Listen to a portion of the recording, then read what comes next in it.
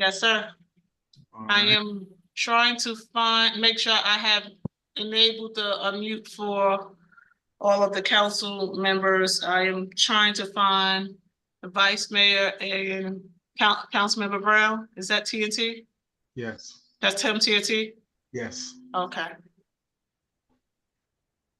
No, I'm sorry. This is Tony Brown. Oh, from thank you. Creations. Thank you. Okay. Okay. Okay.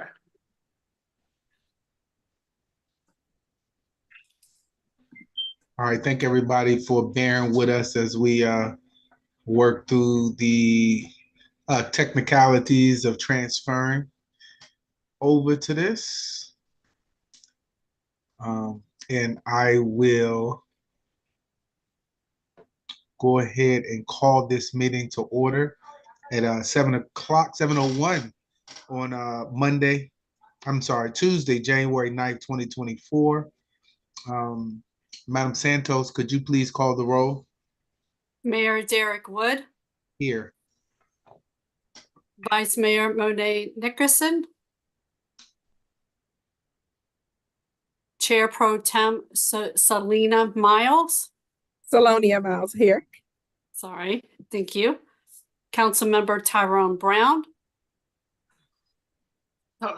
Okay, sorry, Ms. Santos, you have Vice Mayor and Tyrone Brown joining us now.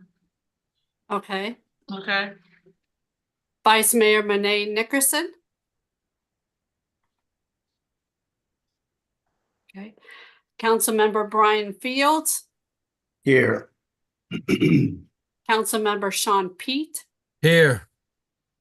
Councilmember Trina Peterson, Here. Madam, or I'm sorry.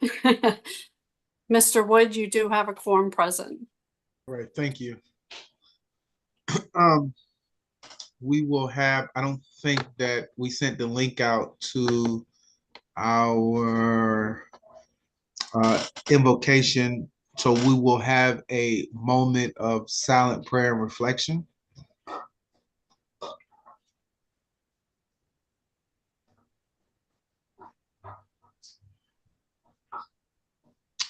Amen. amen. All right, followed by our Pledge of Allegiance. I pledge allegiance to the flag The flag of the of the United United States of America, and to the the republic republic for which it stands, One one nation, nation, under God, under under God, God, indivisible, indivisible, with liberty with and liberty and justice for all. all right, thank you. Next on our agenda is the adoption of the agenda. Council, any changes to the agenda? I am going to remove the proclamation and award this month and table it until the next meeting. Okay. Okay. All right, any other changes? Okay. And I think we're going to remove item number 2 of the closed session as well. Okay. Any other changes or amendments to the agenda? If not, I'll welcome a motion to adopt the agenda as amended. Second. Okay. I don't know if you got the first, Madam Sen, who made the motion? Vice Mayor, second by Chair Pro Tem. All right. Any discussion? All right, seeing none, I will call for the question. Councilwoman Peterson? Aye. Councilman Pete? Yes. Councilman Fields?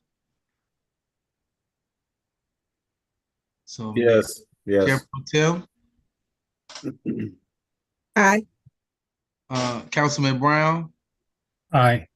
Vice Mayor? yes. And that's a yes for me. I believe that's all 7, right? Can't Yes, see. sir. We spread out. All right, 7-0. All right, next on our agenda, we're looking for a motion to adopt the consent agenda as presented. So moved. Okay, it's been moved. Is there a second? Second. Okay, it's been moved and second. Any discussion on the consent agenda? No items to be pulled out. Okay, It's been motioned second. There's no discussion. I will call for the question. Vice Mayor, Yes. Councilman Pete, Yes. Councilman Fields, Yes. okay, Councilwoman Peterson, Yes. Chair Pro Tem, Aye. Councilman Brown. Aye. That's a yes for me. Did I get everybody? Did I miss anybody? So you got everybody. Yes, sir. Okay. Yeah, Motion you've got all carried. seven. Motion carries. Okay. All right, motion carries. All right, next on our agenda is the the citizen comment period. And we didn't have a sign-in sheet. Mayor Wood, may I have a point of privilege, please? Yes, ma'am. With regard to the consent agenda, I would like if the town attorney, if you could come on, please, ma'am, and explain to everyone how the consent agenda works and the purpose of it in layman's terms for our public so they understand what just happened and that that's the way we would be moving forward with the way we manage our agenda items. Okay, town attorney, would you give a brief synopsis, please? Sure. Thank you, Mr. Mayor and members of council. Your consent agenda is basically designed to provide a level of efficiency in the conduct of your meetings. And what that means in a nutshell is those items that are primarily operational, are not intended to be controversial, can all be handled in bulk with a yes or no vote. Discussion is usually not permitted for the consent agenda for this purpose. So the things that tend to get on that agenda are things like approving contracts and things of that nature.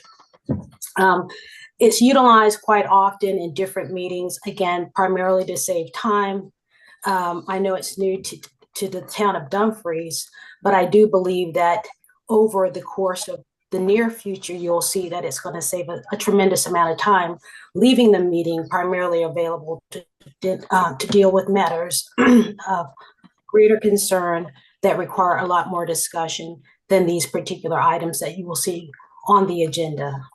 So I hope that information is helpful, but I'm happy to go into more detail if you think it's necessary.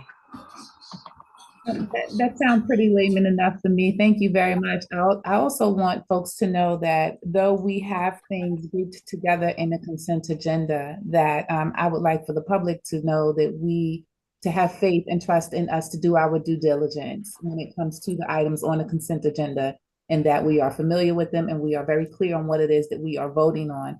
And if there is anything that requires discussion or questions or any additional explanation, that we as council members have the individual opportunity to remove something from the consent agenda if we believe it requires additional discussion, public discussion out loud in order to work through what that vote will look like. Is that correct?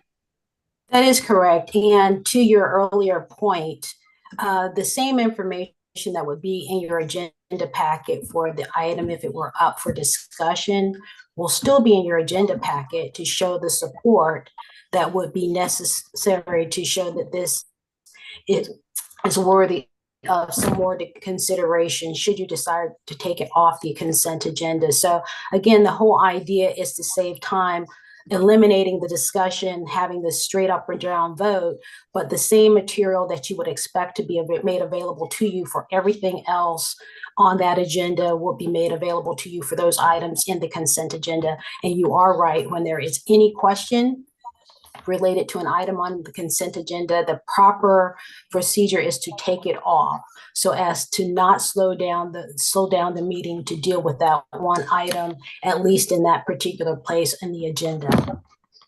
Thank you, ma'am. Thank you, ma'am. Okay.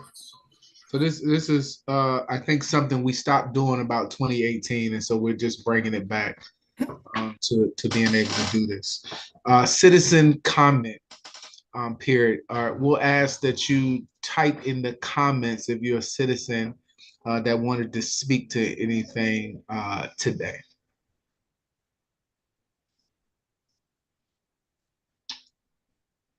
Good. And seeing none, I will move to council comment period.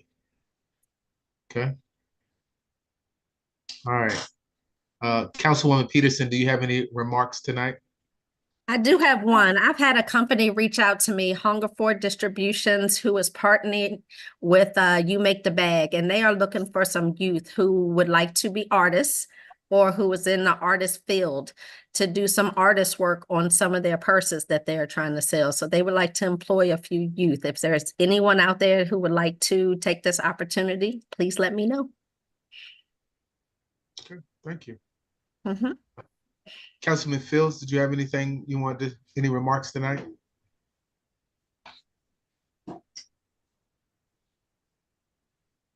No, just happy new year to everyone. Good to see everybody back this year, and let's have a positive year. Thank you. Chair Pro Tem? No, I don't have anything this evening. Thank you, Mayor. Okay. Councilman Pete? Absolutely. How you doing, everyone? How you doing, citizens? Great, happy 2024 as we getting started here. Real quick, Councilwoman, my apology, Peterson, what was the name of that group again? I caught the Hunger Game.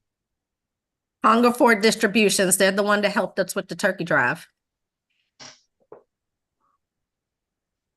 Got you. Okay, thank you much on that.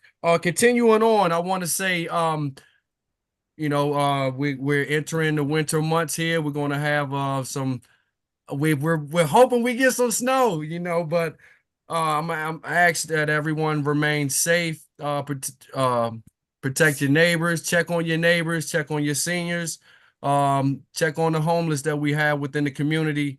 Also drive at a decent speed, please, and be mindful of our children as they're out and about in the community. They do still like to play in the snow. Our children play all year round around here. Another one thing that I want to conclude with is the happy birthday to Martin Luther King, and for the month of January.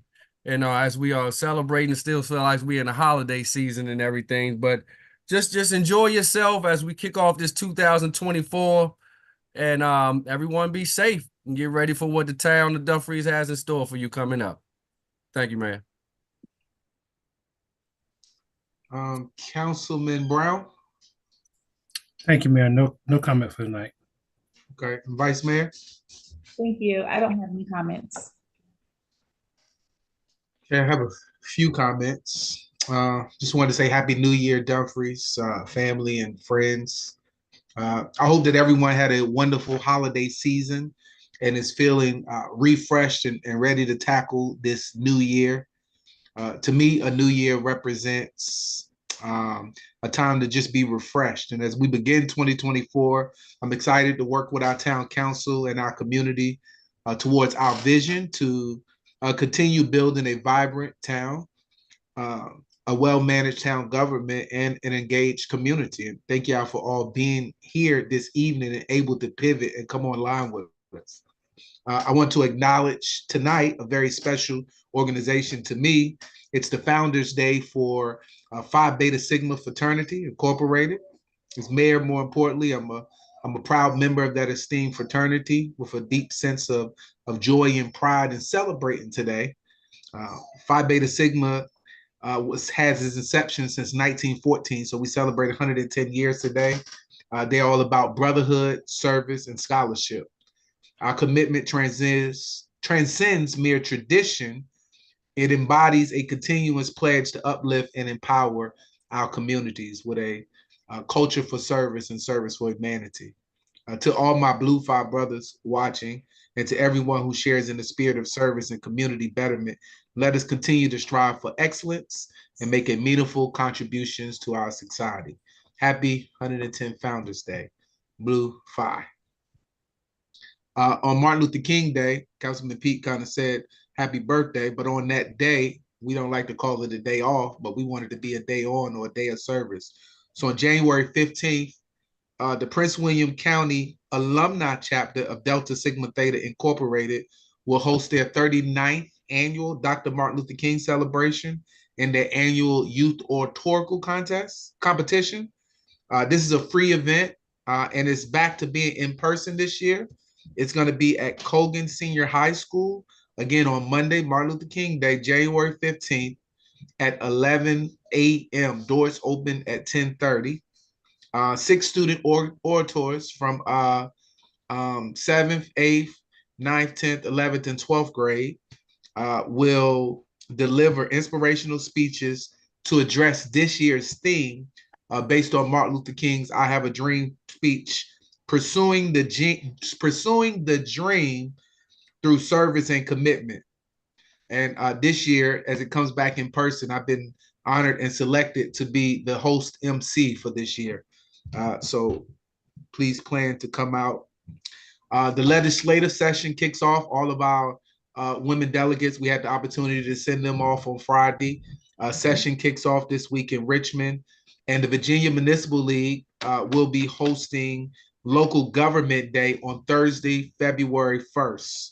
So Thursday, February 1st, it's a day where we can all go out to learn how decisions are being made on the state level in the General Assembly that might affect us. It's a day for us to go down and to let our voices be heard on the Hill.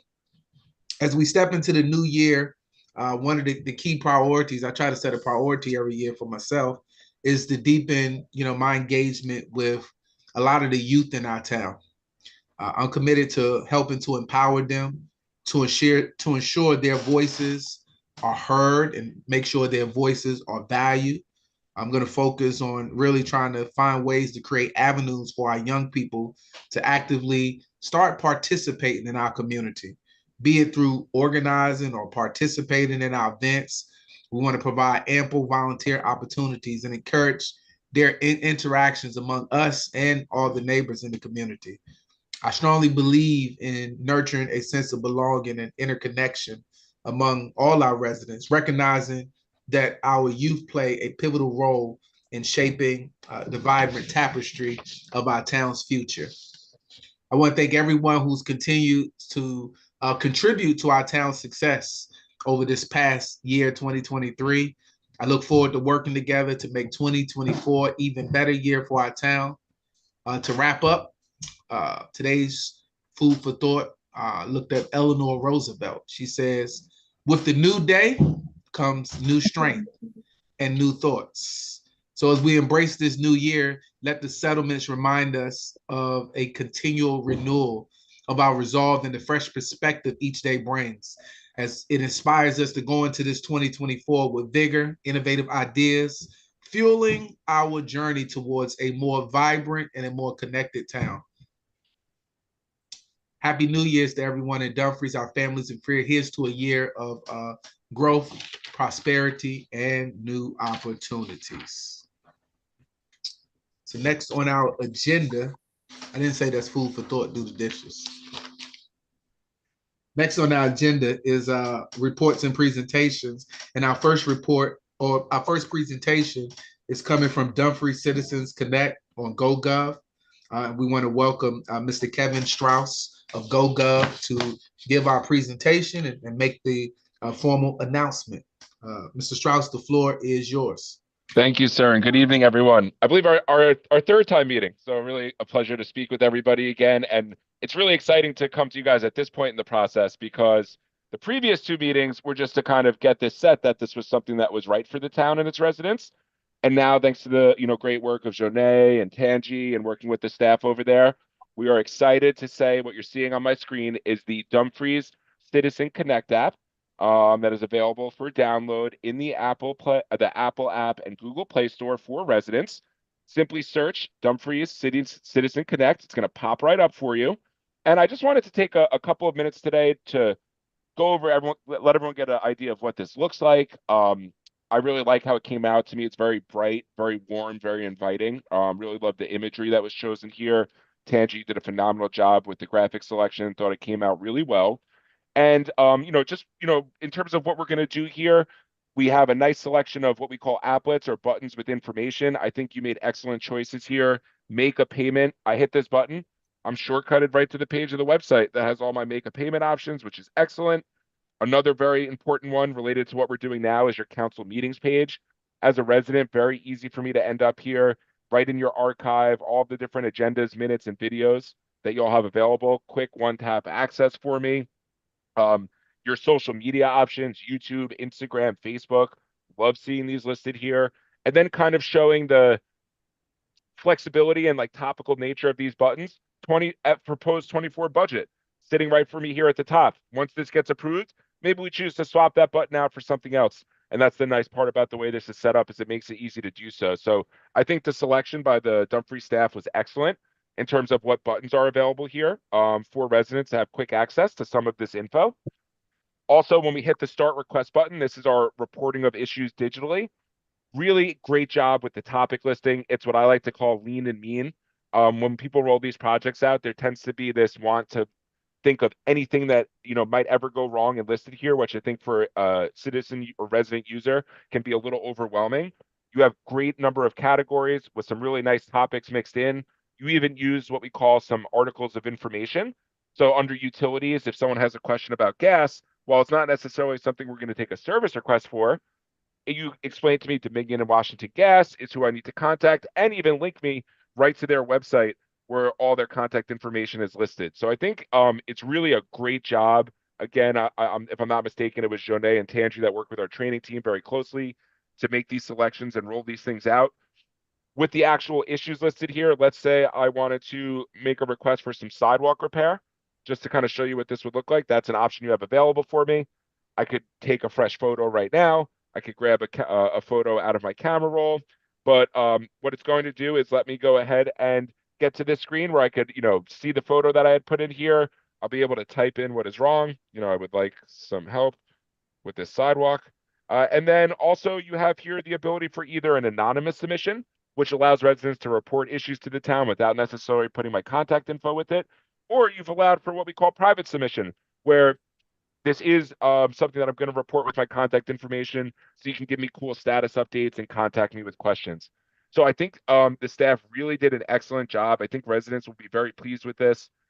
Also, that what will be coming once this really launches will be your ability to send out the messages in bulk, right? We haven't sent any yet because we haven't promoted it yet. That's coming right up here. We wanted to have this meeting first, but by having this app, if you guys, for example, you switch your council meeting today to the remote meeting. We have some crazy weather coming here on the East Coast, right? An excellent thing that once we get some folks having this downloaded to kind of push out, and we see a lot of stuff today about power outages and restrictions on parking and canceled workshop and board meetings. We're all getting some crazy weather here on the East Coast, so that's going to be available there as well. I really think everyone did an excellent job. I also wanted to just review with you guys. We had our first marketing meeting, I believe, with Jonet, if I'm not mistaken. And we just kind of started dipping our toe into the water. One of the first things we did was build, y'all wanted these launch kits, and I'm going to kind of scroll through. These are all different types of promotional material that the staff and council can leverage, because the whole goal now is to let residents know, hey, this is the thing. It will literally take you 3 to 5 seconds to put on your phone, and is an excellent starting point for a lot of the common transactions or information that you're going to want to do with the city or seek from the city. So that's what you're looking at here is the promotional kit. Again, to me, it was just such a great selection on the color palette of the app, because now all of the promotional content is very bright and warm and inviting. And I do think as like a consumer, that goes a long way, whether or not we realize it. So again, thank you to the staff for working on this. We're going to continue to work with y'all on perfecting the system, specifically on the promotional piece right now. I think is kind of the next thing to push the gas pedal on, so we can get the word out there and let people know that this is something they want to check out.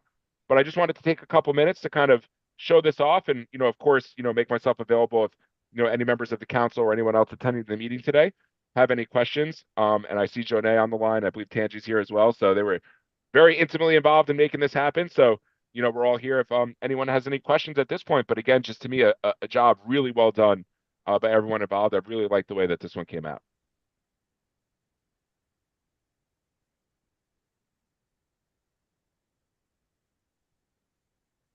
Thank you for your pretty detailed presentation of it and the rollout of it. While you were doing it, I went into the App Store and downloaded. Can you talk about how people register and create a sign in and log in, and why it's important not just to download it, but to have to actually log in and to have an account?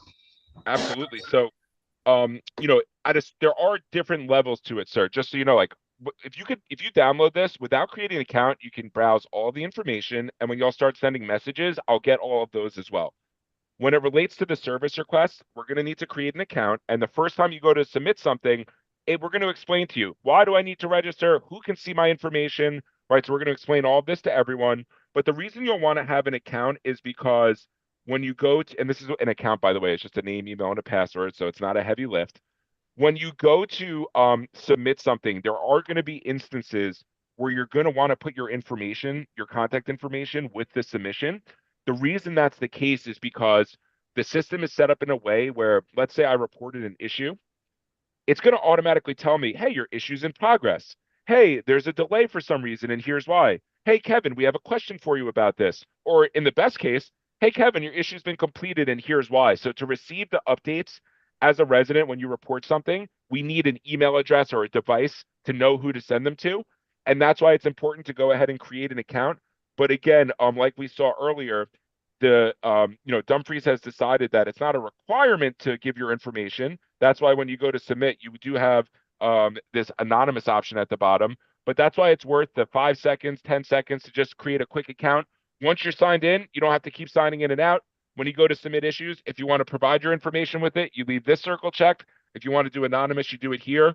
So it's the type of thing you just do it once in the beginning, and then you're all set to kind of browse freely through the app and hopefully move around pretty quickly and easily. It should feel pretty user-friendly to all the folks that would be out there using it. Thank you. Council, any questions on the presentation? Absolutely. So, Councilman Pete, go ahead. Go ahead, Brown. My apology.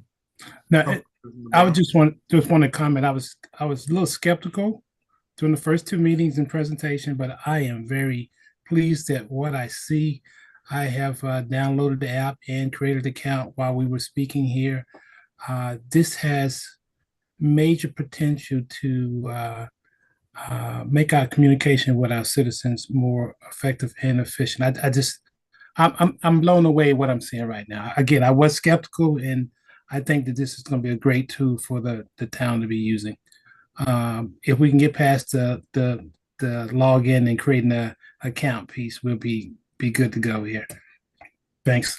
Thank you for the kind words, sir. We really appreciate that. Councilman Pete? Oh yes, thank you there. Thank you there, Mr. Kevin, for this presentation. It was excellent. As leading the way of wanting to bring a more effective way that we can engage with our citizens as far as language. And I do want to thank the Vice Mayor for bringing the GoGov to the table. When I was speaking of a bridge and gap for the language from the town to the citizens, there was a big hole there. And so again, Vice Mayor, thank you for bringing this up. We've seen it in the emails and looked at it a couple times, but she really brought this to the table so we can assist with trying to bridge that gap. A couple questions that I had for you. One was, is it operating currently? Correct. It is available technically in the store. That's why people can download it, but it's one of those where I don't think anyone yet knows it exists. That, sir, is the marketing aspect. And that's what we're kind of just the step we're up to, is strategizing with the staff on ways to put the word out. But it is available and ready for use.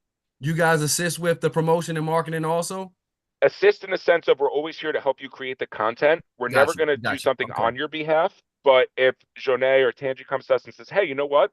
We actually have this community event in February. It's about Valentine's Day. We were thinking a graphic that has like some hearts incorporated with it. We do a big, we would be happy to create, the content or material that would assist you guys in promoting the app at that event. But it'll always be someone from Dumfries that's actually doing said promotion. Got you. My next question was, with the tabs, you did speak of being able to upgrade and move them around, and possibly the FY24 replacing that with another tab. Do you guys have that capability to add and subtract those tabs, or does that rely with the town? It's both. So we always want to empower the town to be able to make changes where it makes sense for them because it's quick and easy to do. And we do unlimited training and support, so we're always here to help. So this, sir, is where you would manage the buttons. To remove them, I just drag and drop. And then if I want to remove one, I hit the little trash can. And to add one, I'm just going to click add and name it and put a little information in. So the answer, sir, is either way. With a lot of these items, again, it's whatever's easiest for the staff. In some places we work with, someone knows how to do this. They'll go, I'll just do this myself. It take me about a minute. I don't need to call and talk to someone and do it. But if you haven't done it in a while, don't sit there and drive yourself crazy. Definitely just give us a call or submit a ticket online, and we're happy to jump in and help, or even just re-show you, how to make those adjustments or changes. But either party would have the ability to do that. Got you. Thank you for that. My next question is, Sure. Who will receive this information? Maybe this for the town manager or yourself. If you might want to help me out with this, town manager. Sure. Who will receive this information? Would this go to the town manager, or would it come to the GoGov operation itself, or would the department heads get this information? Like if I was to put in, for example, like you just put in the sidewalk. repair on the sidewalk. Yes. Who would get that? Would that go to Public Works, or would that Correct. go to a mass? Or how does that operate? The way that it's set up, sir, is when we help you define the types of things that can be submitted, we're actually also in the system predetermining what staff member should get notified when one of those comes in. The general concept is we route things to the person or department that are responsible for fixing them, trying to create a more direct line between the issue being reported and the people that can fix it, and remove some of the time that happens when things are middlemanned. Oh, I spoke to someone on the phone, they wrote it down, they typed up an email, sent it over to someone, they had a question, they middlemanned me back, I got back to the resident. So the idea is those topics, sir, are predetermined from the feedback of Jonay and Tangi of, hey, here's who should get assigned that type of issue when one is submitted by a resident. Okay. Thank you much on that. Great question. Yes, sir. I got four more. And my next one is with data usage, right? Does this app take up a lot of data usage? It does not. It takes up a very, very, very, very minuscule piece on your phone. It doesn't have a lot of we're not doing any in-app tracking. Like, a lot of times now the app asks you, do you want to track? We're not doing any of that. So that's all by design. It's very, very, very minimal.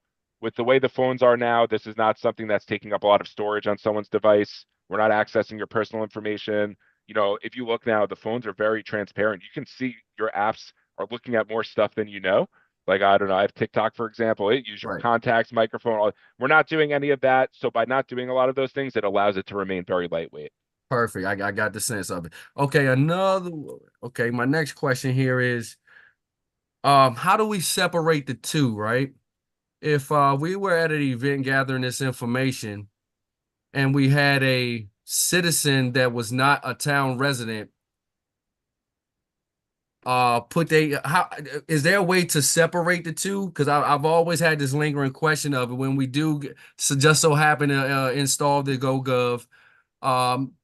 If we collect a whole bunch of names and emails and phone numbers, how do we separate the two from the town's residents and out of town residents? Or is there a way for us to track this as to go to just the town's residents?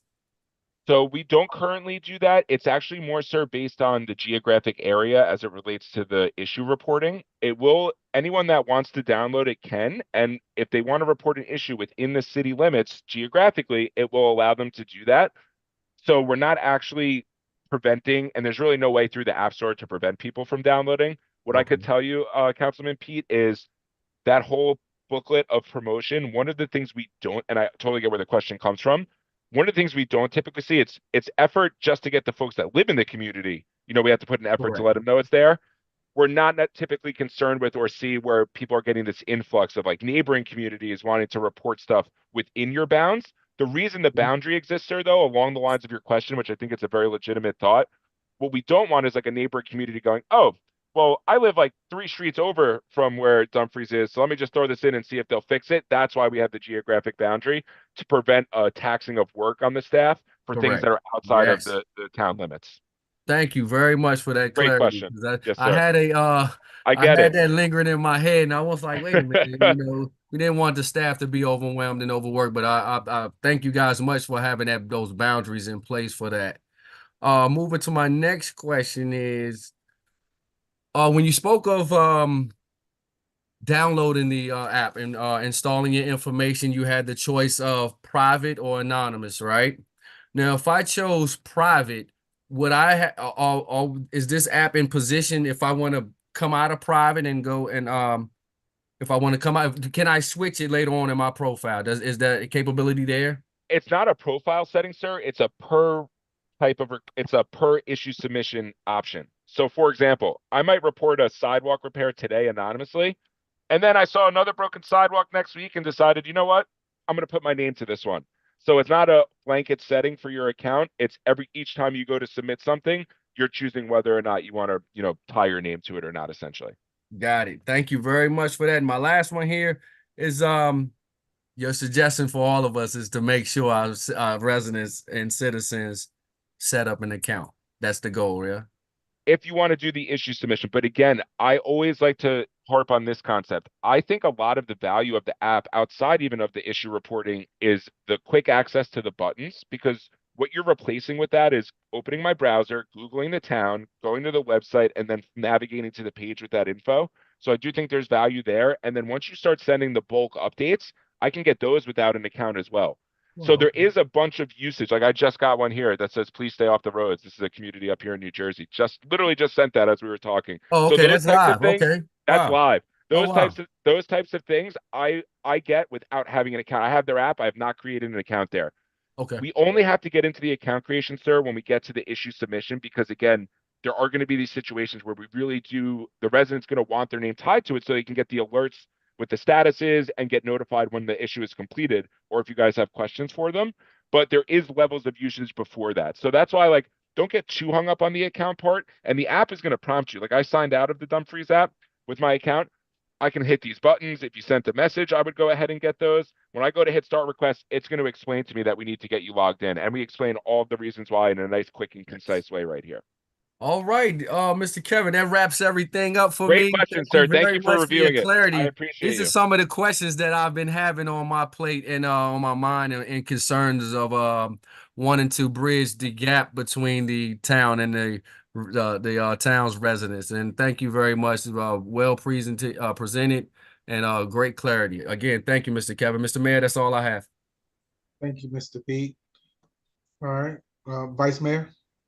Thank you. So, Councilman Pete, you did an excellent job of running through every single question that probably a lot of us have on our heads. So you covered all of that. I just want to say thank you to the staff for bringing this to fruition, because as Councilman Brown said, this will be a great tool for us to communicate with our citizens. And it's something that we have needed for a while.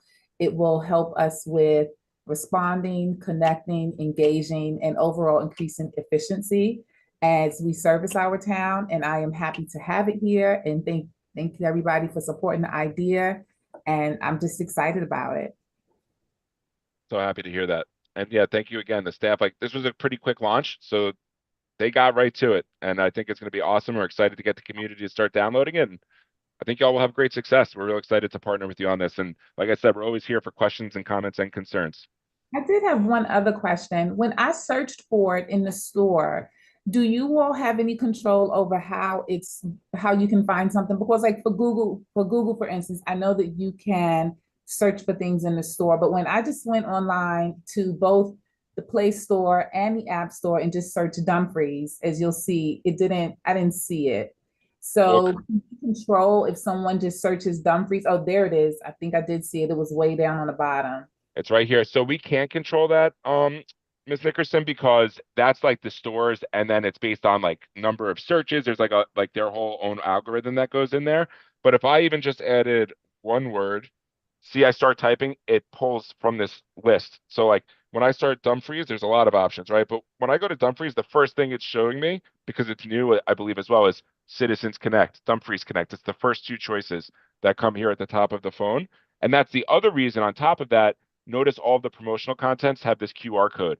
This QR code works for both Apple and Android. So if I scan this with either of those devices, it's going to take me right to your app in the store. I don't even have to search it. Perfect. Thank you so much. Great questions. Excellent questions. Okay.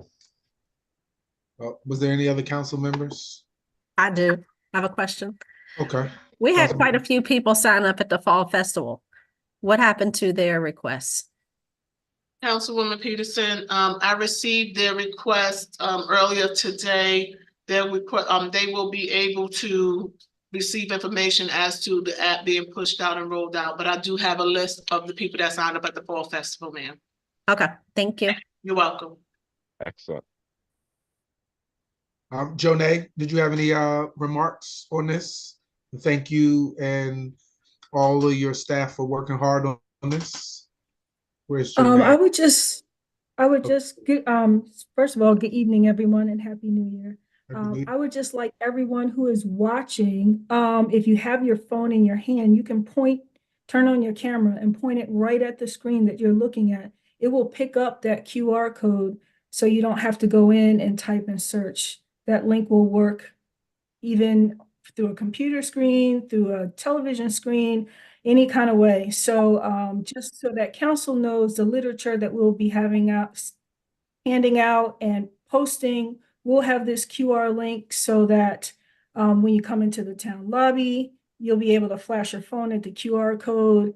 We plan on putting it in a number of different businesses around town, as well as making some little maybe swag to hand out over the next year for people to keep as reminders that, hey, don't forget there's Citizen Connect. You can just log in right here and submit a request instead of, like you say, getting on the phone and figuring out, well, what's Jonay's extension or what's Rhea's extension? You just do this and it comes right to us.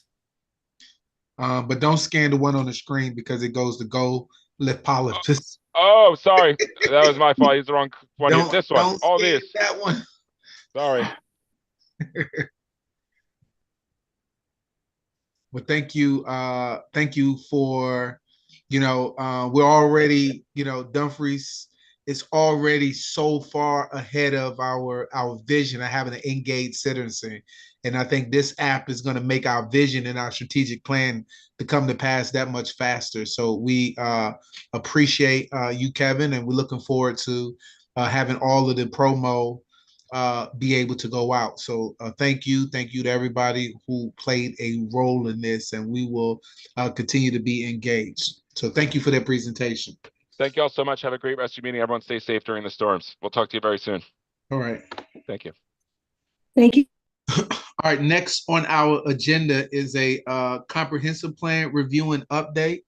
We'll start with our economic developer and principal planner, Mr. Reggie Tabor. Good evening, Honorable Mayor, Vice Mayor, Chair Pro Tem, and members of council. This evening, we will have a brief presentation by the town's consultant helping us with our comprehensive plan update. And Mr. Ron Sessoms of RHI will be providing the presentation. Great, thanks, Reggie, and good evening, councilors and residents of Dumfries. We're certainly excited to be here with you all tonight to talk about the comprehensive plan. I'm joined tonight by Eden Merrick with Roadside and Harwell. She's a community planner on our team. And as Reggie had mentioned, my name is Ron Sessoms, and I'm an urban designer and community planner with Roadside and Harwell, and I'll be serving as the project manager for this effort.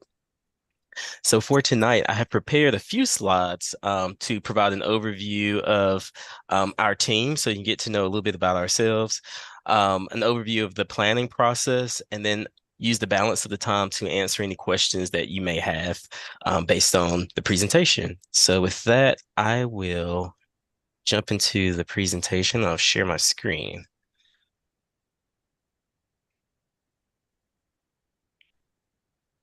There we go.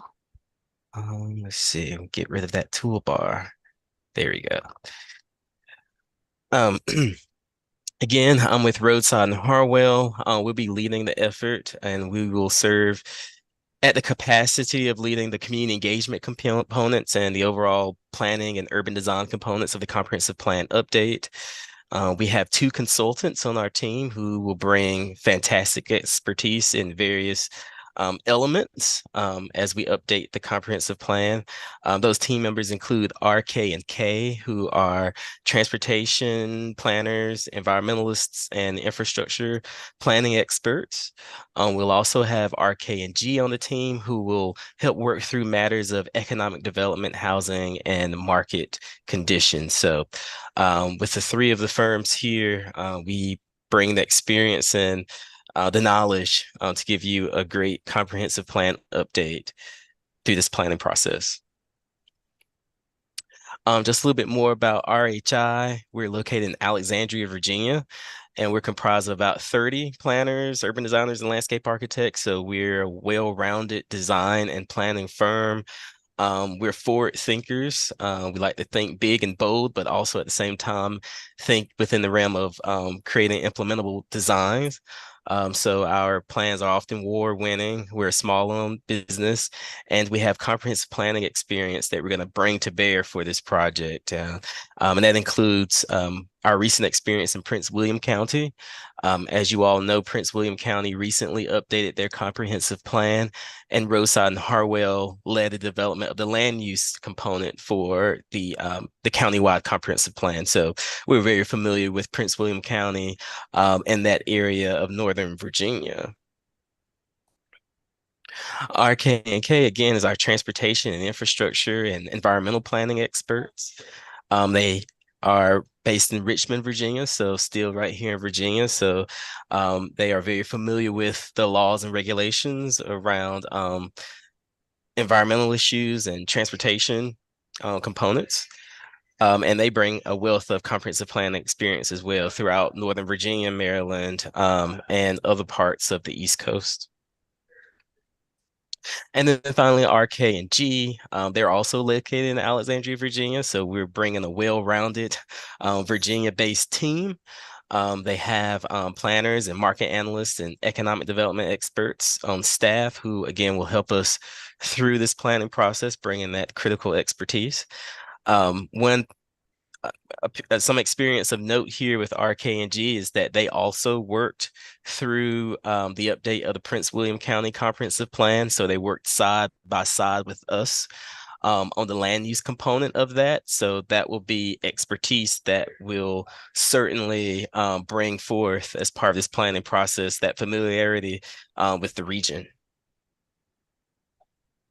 So from there, we'll talk a little bit about Dumfries itself.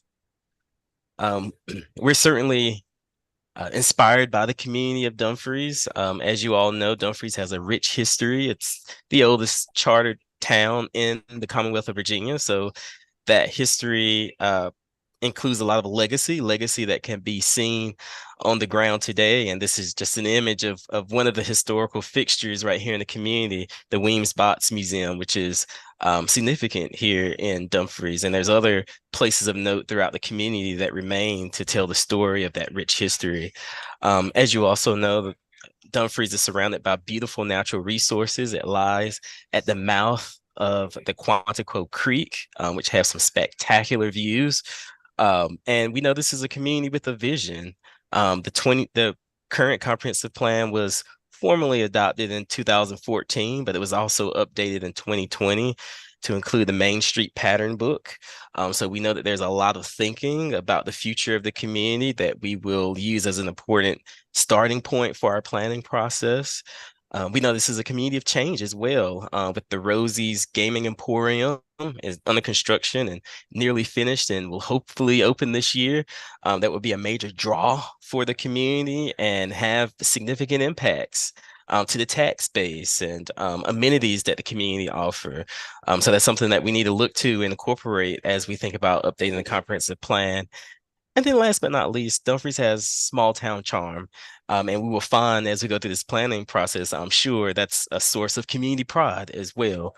So we can't wait to interact and work with the community of Dumfries to undertake this planning process.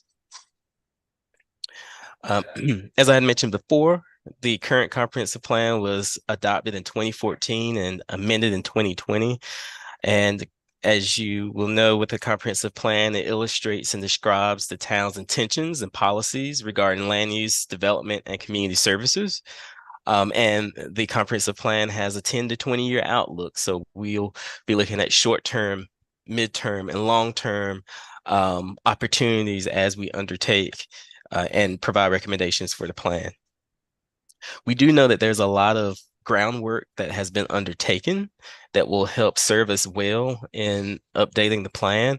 And one of the documents include the Town Council's strategic plan, which was adopted in October 2023. And it has 5 areas of focus: public safety, ensuring that the community has a well-managed government, economic development and infrastructure, civic engagement, and affordability and livability. And these are all components that we work to make sure is interweaved within the comprehensive plan update to make sure that we intertwine those ideas of the strategic plan into the comprehensive plan. So to undertake the comprehensive plan update, we have outlined a 4-phase process, with phase 1 being the project kickoff. We formally kicked off the project in November of 2023. We had a kickoff meeting with town staff and 2 representatives from town council and the planning commission. It was a fantastic meeting. We were able to meet, discuss issues and opportunities at a high level, just as a point of orientation to the design team. And we were also able to get out and drive around Dumfries, and it was really good in that we were able to hear some of the perspectives live as we drove around the community. So it was very informative for our team and served as an important starting point for us. The planning commission, we had a planning commission meeting last night in which we shared a very similar presentation, and we also got an opportunity to ask questions around expectations of the comprehensive plan update. We've been working with Tangi and Reggie to develop a community engagement plan to ensure that we have great web presence. I'm very impressed by the Dumfries Citizens Connect app. It's something that's truly unique. Not too many communities have such an incredible resource at their disposal. So I look forward to exploring opportunities to integrate that into the planning process as we begin to outreach into the community. We're also working to set up initial focus group conversations where we can meet with various stakeholders of the community to discuss issues and opportunities. We'll also be exploring opportunities for mobile workshops. So again, we want to make sure that we hear from as many residents and unfold their thoughts and ideas in the process as much as possible. And we'll be working with town staff to make sure that we can do that effectively. And then for the discovery phase, and some of these phases somewhat overlap. We've started our review of existing conditions at a high level. We'll be looking at urban design and land use issues, reviewing, of course, the existing comprehensive plan to understand areas that may need to be updated, and make sure that we understand the vision and context of that plan as we begin to think about the update. Exploring issues of transportation, infrastructure, economic development, and housing. And once we have complete the existing conditions phase, we'll meet again with the planning commission. And then we'll move on to phase 3, where we'll have the visioning phase, where we'll have the stakeholder meetings, and again, some of these phases kind of overlap. We'll be doing that in a couple of weeks. We'll have a public meeting, which we hope to be able to conduct in the winter of 2024, have that first push of engagement to the community. And then we'll synthesize what we learned from the public and what we learned from our review of existing conditions to begin to set the framework of the comprehensive plan update. And then finally, phase 4, that is the phase in which we will update the comprehensive plan. We'll have a series of planning commission meetings, public meetings, updates to you, the town council along the way, to make sure that you're up to date and informed with where we are, where we're headed, what we're hearing in the community. And then we'll push through to final adoption. So that's kind of a quick overview of the 4 phases of the planning process. This is the project schedule. I know it may be a little bit difficult to read on the small screen, but we are at the beginning of the process. Again, we're here at the kickoff stage, and we're kind of entering into that discovery phase where we're completing our existing conditions overview so that we can learn about the community and make sure that we understand the issues and opportunities that present itself that should be reflected in the plan. One last thing that I'll say here is that we are anticipating a 12-month process. So we had our kickoff in early November, and we hope to wrap up the entire process by November of this year, 2024. So immediate next steps.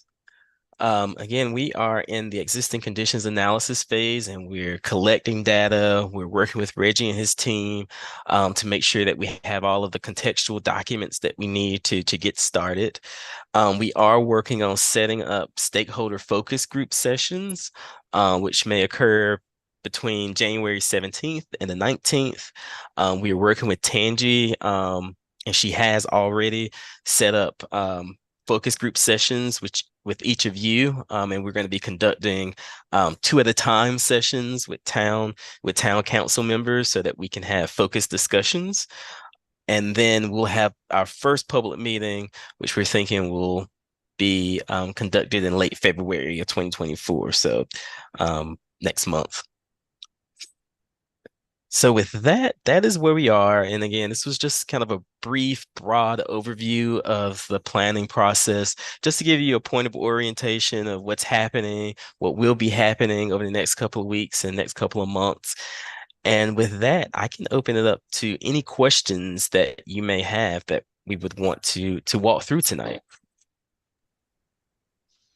Thank you, Ron, for that pretty detailed explanation of the process and the next step, as well as Mr. Tabor. Council, any questions or comments on the presentation? Okay, Councilman Pete.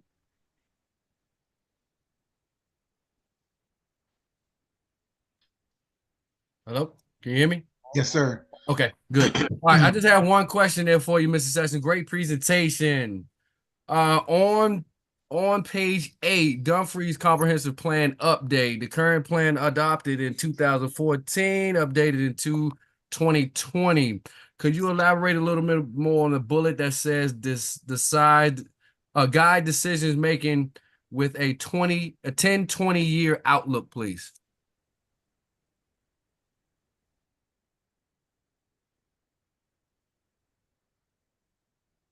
Did we lose him? Yeah, I don't see him. It looks like we may have lost him. I'm sorry, Councilman Pete. Okay, no problem. What I'll do is I'll reach back. I'll just reach back out to Mr. Ron Sessions, and I just asked him this question here, and I might ask it on the next council comment so we can get this cleared up right here. But I'm clear with that. I just reach back out with him on that. It's no big problem.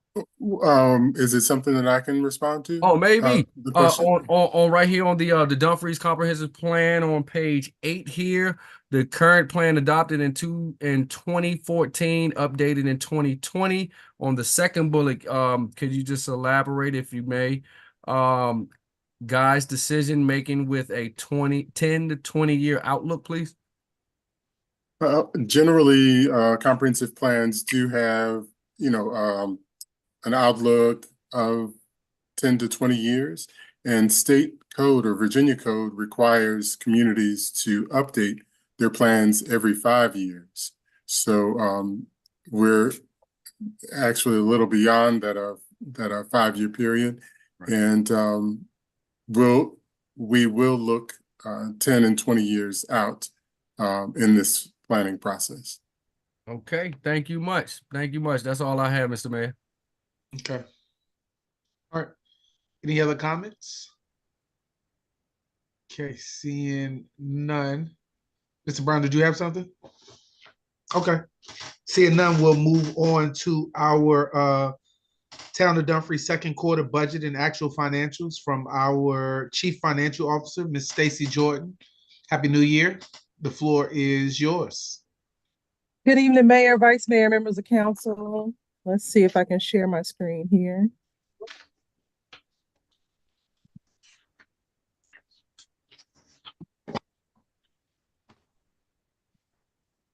Can everyone see my screen?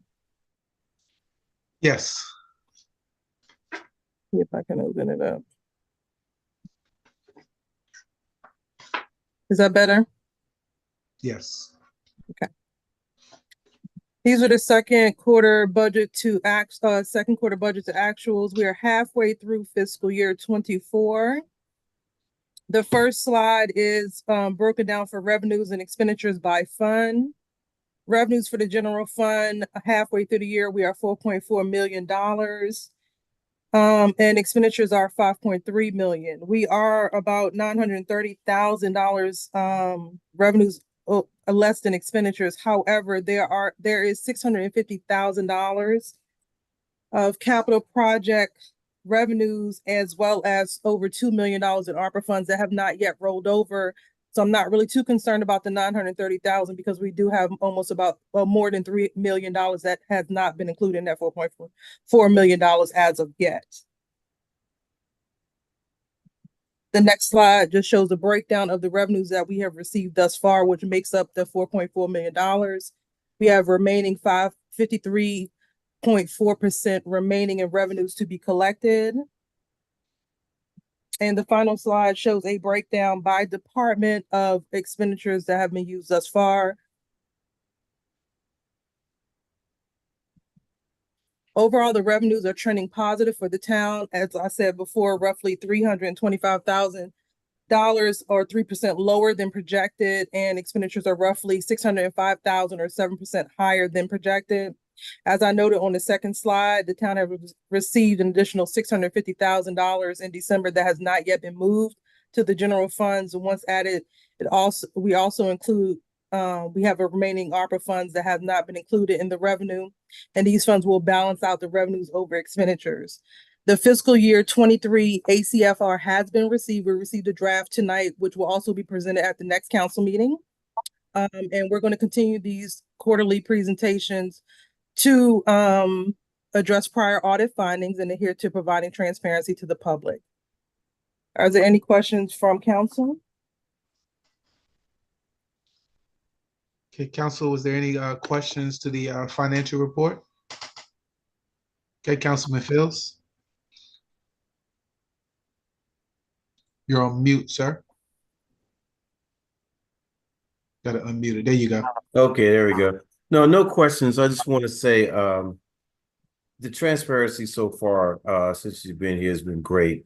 And going into the new year with this much clarity and just, you know, the transformation to clarity and detailed reports, I really appreciate it. So keep up the good work, and we're looking good for 2024. Thank you, sir. My question is just on, I think you explained it pretty well. So thank you on the, as we move on the second half. Were there any on the, I was looking at your into the second quarter as far as numbers, are you concerned about any of the categories that's that might be currently over expense versus even the revenues that's even trending higher? I know that our DMV, we were trending much higher than what we projected as far as revenue coming in. I'm actually happy about that. The more money we get from DMV, which means we get a bigger kickback. So usually last year, you guys were getting 4%. We're actually meeting the 5% threshold from DMV now because we're bringing in more revenue, which is always a positive.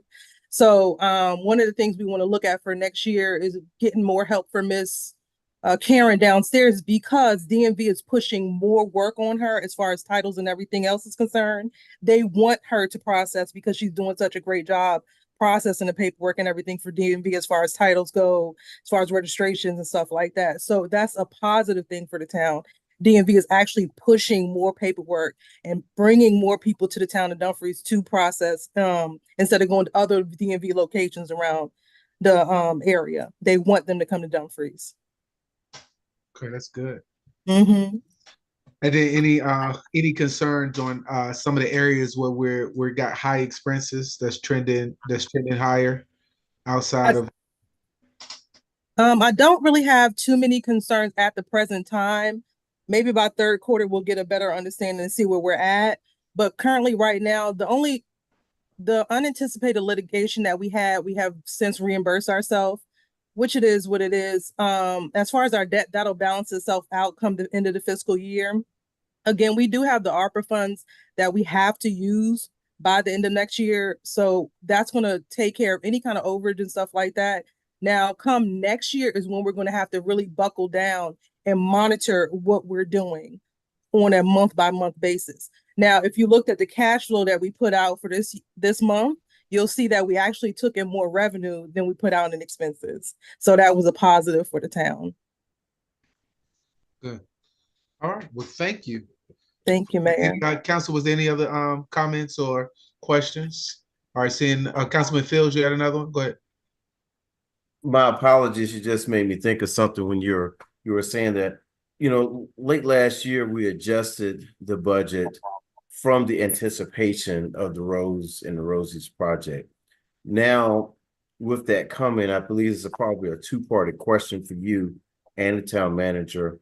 What is the projected timeline now? And we know that we can't pre-project, but at least give us an idea of maybe when their opening should be, or has it been delayed? Based on the conversations that we have had with Churchill Downs or Colonial Downs, whichever one, I'm sorry. They anticipate an opening come July of this current year. So we will be able to use some of the pro forma that they have submitted to us to do a conservative budget projection for next year. That's great. That's awesome. So there again, it goes back to what I was saying earlier. The adjustments that has been made, Stacey, since you've been here, and forgive me for calling you by your first name, Ms. Jordan. Okay. But since you've been here, has been great. The need to see the adjustment in the early on helps us look better, and what we have to look forward to in the future is even going to be even better. But I like the adjustment so far, and we're right on point. The DMV, that's right. Being that we're getting more business to the DMV, is there any projected plans maybe to put better signage out at the roadway or something like that for us to, let people know it's here and bring more people into this location?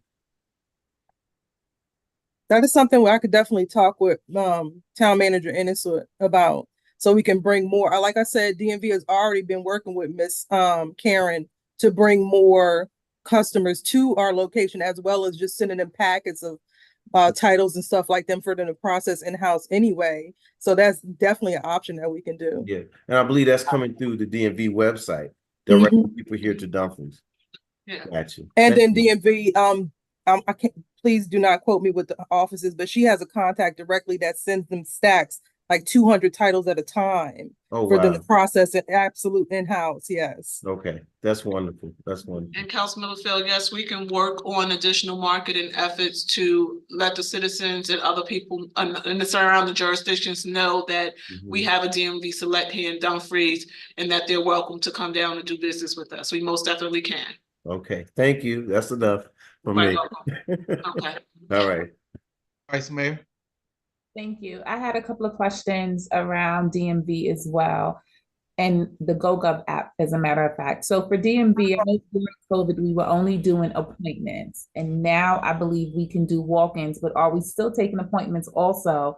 And because DMV is a convenience for the community and surrounding communities, can we add an option to schedule the appointment on the GoGov app, so that even if it takes us directly to DMV for scheduling, I think that would be a great convenience. And I also wanted to give kudos and a shout out to Ms. Karen and the staff down there at DMV, because they are doing a wonderful job, and it is because of the work that they're doing that we are getting the recognition from DMV, getting more work and so forth. And it's such a benefit to the town and a convenience. So Ms. Ennis, please pass along my kudos to Ms. Karen and the staff. To answer your question, Vice Mayor, I believe your question was about GoGov adding it. I will have to check with the gentleman that was just on to see if that's an option, but yes, they do take appointments as well as walk-ins. Thank you. You're welcome. Thank you, Vice Mayor. I will convey the information to the Karen and the DMV. Thank you. All right, seeing no more council comments. I'm sorry, Councilman Brown. Floor is yours. Thank you, Mayor. So I just had one question. Maybe I've overlooked it here. So for the legal action that we had to cover this year, there was an additional amount taken out. I don't see where the interest rate is calculated in. Am I overlooking something here? Where is that being calculated in the actuals? You're talking about the additional payment that we have to pay out, sir? Yes. So I thought we had received two different The bond, amounts. you're referring to the bond, sir? Yes. Stacy's referring to the bonds. He wanted to see where the bonds are being captured on the budget to actuals as revenue. Oh, okay, so let's see, let's go back.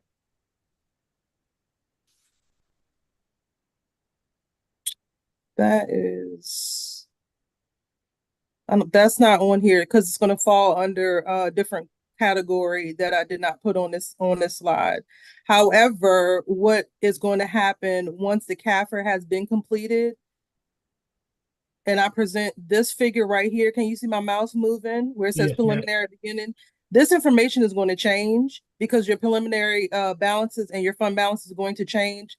And as well as this one, they accrued this figure back to 23. So this will be removed. So this is actually going to look better than it does right now because that figure is going to hit 23 and it's going to be removed from 24. So instead of it being $5.3 million in expenses for 24, it'll be $4 million in expenses, and you'll be taking in more revenue in 24 than it is expenses. So once I do the presentation next council meeting, you'll see the difference, and then you'll see an extended difference on the third quarter revenues versus expenses. So these will change once the CAFR has been completed. Because right now we still have stuff sitting out there because everything hasn't been finalized. The ARPA funds haven't been rolled over and everything like that.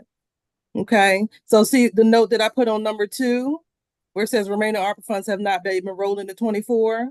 That hasn't been finalized yet because the CAFR hasn't been completed. Okay, I still don't think I'm seeing what so I'll talk to you offline on this. Don't worry. So the bonds are in a separate account. They're not in the general fund. Okay. Totally separate account. Because that's all I'm talking about. So, Yes, sir. So they wouldn't show on this at all. It's in a totally separate account. Okay, thank you. You're welcome. All right. Yeah, I think he wanted to see the debt service. I got you. Yeah, no, that's going to be in a SNAP account. Yes, sir. Got it. All right. I think that we've exhausted. Thank you for your thorough presentation. Oh, I'm sorry, Councilman Pete. Ms. Jordan, I just want to say thank you for all that you're doing with the town up until this point from the day one. You know, a lot of the back scene doesn't get a lot of recognition, and we give a lot of recognition out with this council. And I definitely want to thank you for putting us in the position that we are in now, because without the money, we can't do nothing, right? So, but again, thank you. And as I will be looking for the update on the January 23rd meeting, because we will have the update on the ACFR. Yes, sir. We will have on the ACFR. So thank you again for the presentation. You know, I've reviewed this a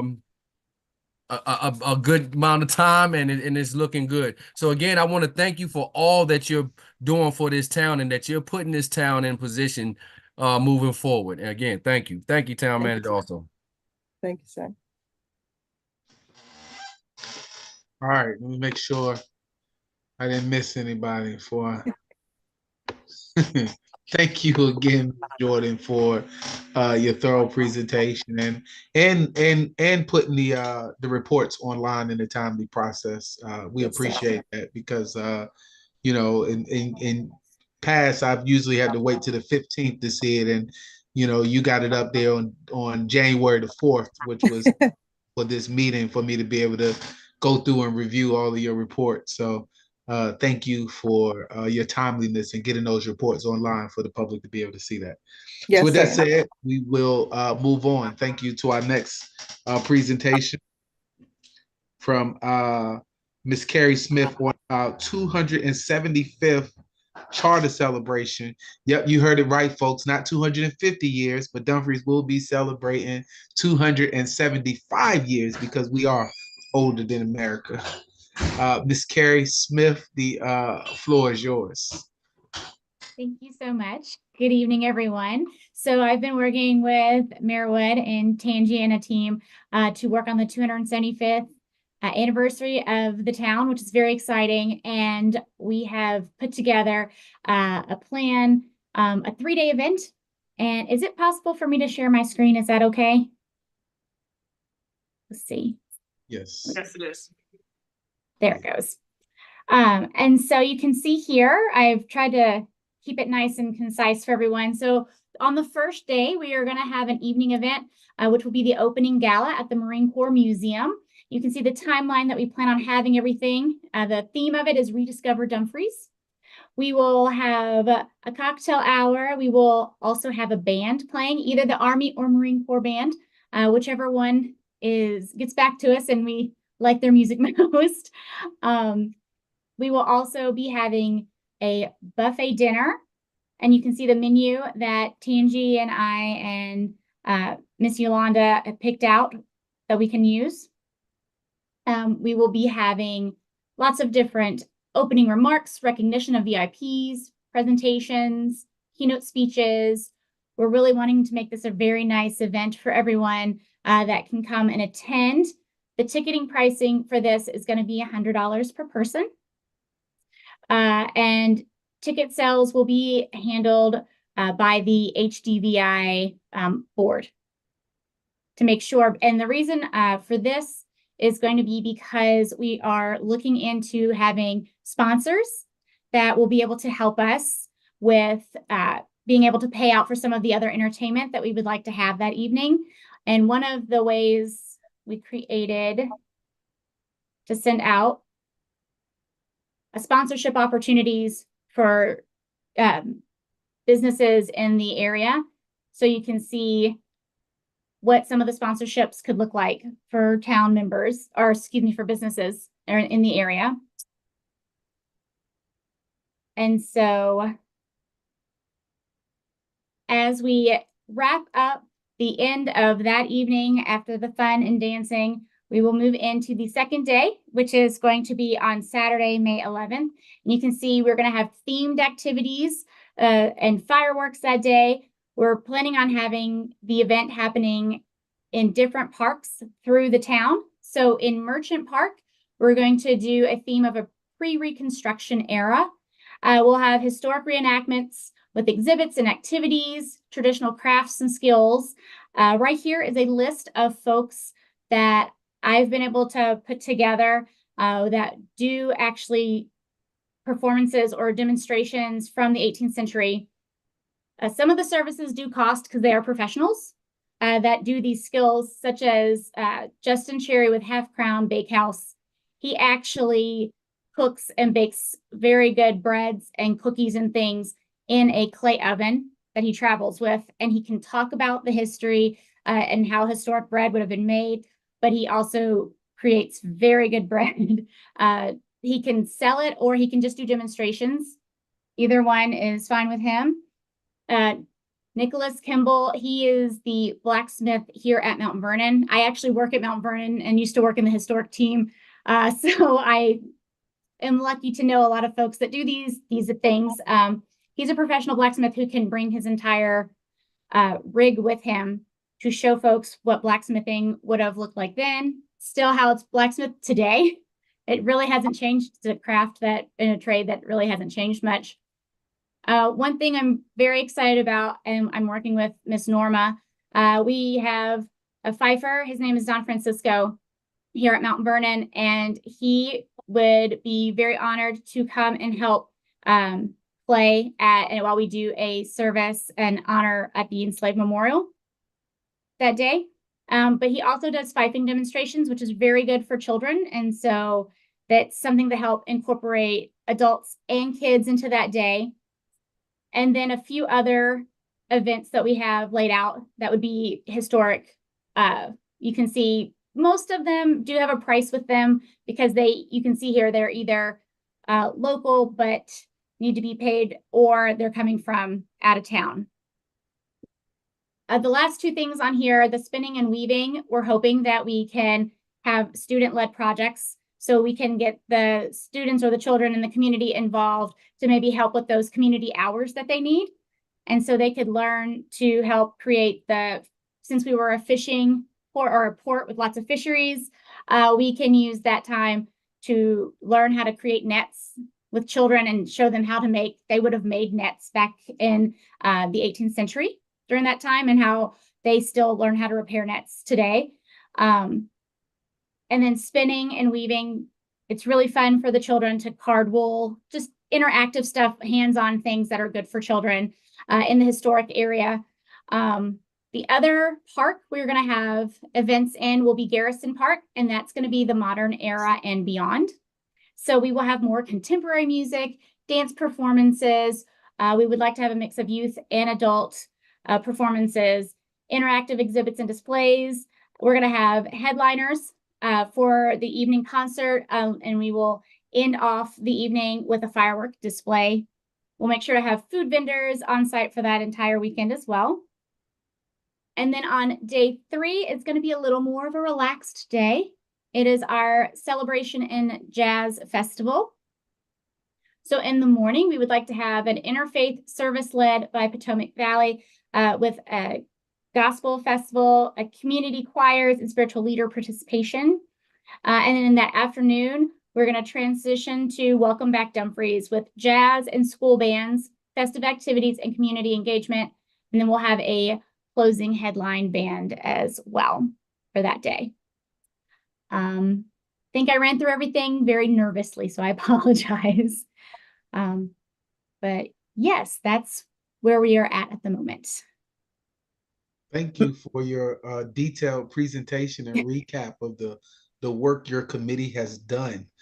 Council, any questions, comments, feedback? Yes, Mr. Mayor? Yes. Hi, yes, I do have a few questions. Thank you. And Carrie, thank you so much for all your hard work. We're definitely excited about the 275th anniversary. I know I can't wait. And thank you for, giving us your time and your expertise. Do have a couple questions for you. Historical reenactments. What exactly is the plan for that? Because, depending on who you were in 1749, I don't know how that's going to work out. I don't know if we need to necessarily reenact all of what does that consist of? Like detail. What's going on there? Sure. So one of the things that we have talked about for a historical reenactment would be reenacting how the charter came about. So going up to the courthouse and getting the document signed. And so we're trying to keep it very yes, I know exactly what you're speaking about, and working at Mount Vernon, I know how it can be a very sensitive subject. And so we are going to try to keep everything to focusing on how the town was created with the charter day, with reenactments of that nature. Okay. Yeah, the Pfeiffers and demonstrations and things of that nature, I wasn't too concerned with because they're showing a trade. But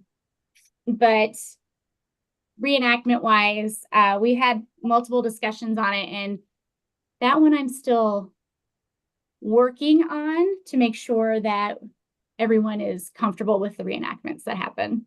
Okay.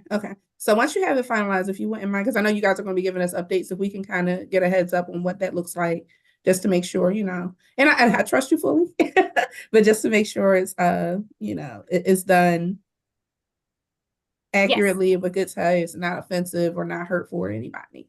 Absolutely. And oh, go ahead. I'm sorry. No. So with the two events that are happening, we're going to go from pre-construction to the modern era. Is it like we're going to have pre-construction events over at Merchant and modern era and beyond over at Garrison, and they're going to be happening simultaneously? Or is the idea that we'll start off at Merchant and then everyone will get over? So is it like you can mix and match? How is that? What's the plan for that day? And Mayor Wood, correct me if I'm wrong, but we're pretty sure we are planning on having them running simultaneously. We're going to try to keep events running. So if there's something going on at one stage, like we'll try to offset the stages. So if there's two things you would like to see, it helps. I mean, we're not going to be able to do that for everything, but that's kind of the idea. Is so like the Justin and Nicholas, they would be baking all day and working all day kind of thing. So you could move back and forth between whatever you would like to see. Okay. And then finally, the interfaith service that is scheduled for Sunday.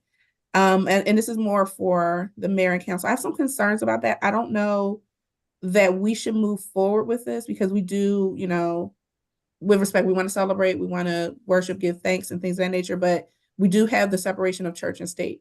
So I don't necessarily feel comfortable with the town promoting a religious service, even with it being interfaith. I know I got some feedback prior that the faith leaders were having this and it was a separate event, but if it's a separate event, I want to make sure that we're not marketing it as if it's a town event.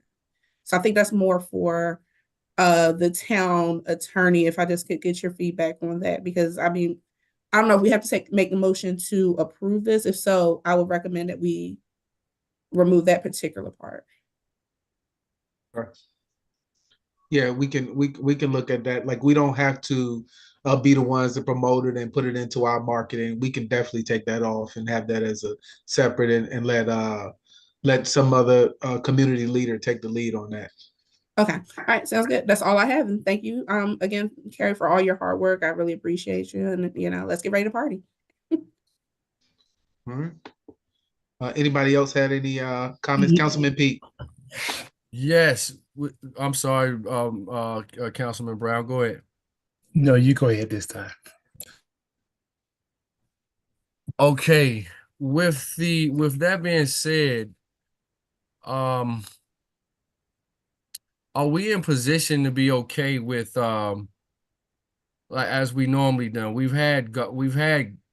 We didn't promote the gospel in the past, but it was optional for them to come in as vendors on some of our concerts that we had back in the past. Are we in a position to do that, or should we get our town attorney?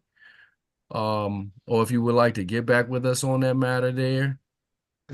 I think the plan, Councilman Pete, is just to remove the interfaith from the town of Dumfries promotion and just let it be promoted from outside entities. So we won't promote the interfaith service from us.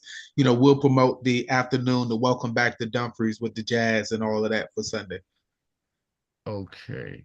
What was my thing right here? Ms. Smith, do we have any food vendors currently signed up at the moment? No, sir, we have not signed up any food vendors. We are still working on figuring out who all we would like to have and costs. Okay. Sorry, I will say we do have Jeremiah Burns at Merchant Park for that day. He has already requested to sell his Kansas City style barbecue in Merchant Park. And that's the one that we have. That's the one that we have up to date, correct? Yeah. Yes. So yes. Okay. Excellent. Yeah, we're just waiting to really finalize this agenda before we move forward, and it'd be the next agenda item, Councilman Pete. Right, Jeremiah. Okay, and another question: is there any specifics as to why? I understand the 3 days. I do get that part, but is there any specifics to why we hosting this on Mother's Day? Charter Day is May 11th, and we wanted to have a 3-day celebration for our 275, and it was almost like a family reunion type of situation. We didn't realize till later on that it was Mother's Day, and we were kind of okay to give the mothers a opportunity to come back.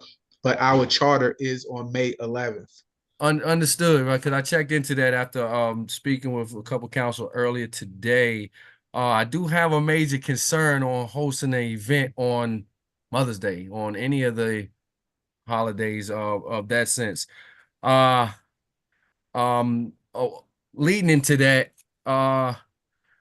well, do we have what are the marketing strategies that are going to be used for this event here? I'm concerned on that.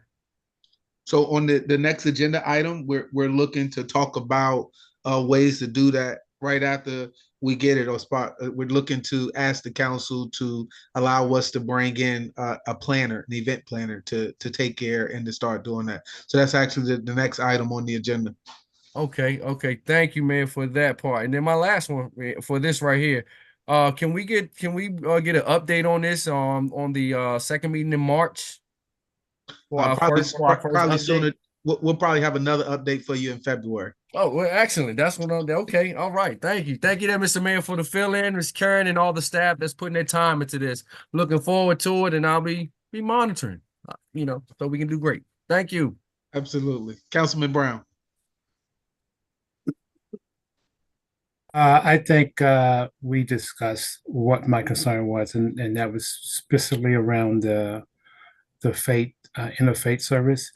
I just would like to say that I know we can't promote it and we can't sponsor it, but we know that the religious community has been a big part of why Dumfries is Dumfries. We have turkey giveaways, we have clothes giveaways, so those folks are very valued to the community, and I don't want to just leave them out there by themselves. So I know we can't promote it or market it, but we do have them coming to all of our other events. When we have, they show up. We market an event and they show up. So how are we going to do this? I just don't want to leave them out there by themselves because they're a very important part of the community. I'll just leave it at that. And thank you for your presentation. It was great. I'm getting excited. Thank you. All right, Councilman Fields. Yes, Ms. Smith and the rest of the council will remember, we used to have a town crier. And we haven't had a town crier in a few years now. We appointed a new one and they moved out of town and we haven't had one since. So between now and then, we need to find a town crier. I think it would be just that important to have that person in uniform for our event, because for many years, Mr. Gary West did it for us and did it very well. And then it went on to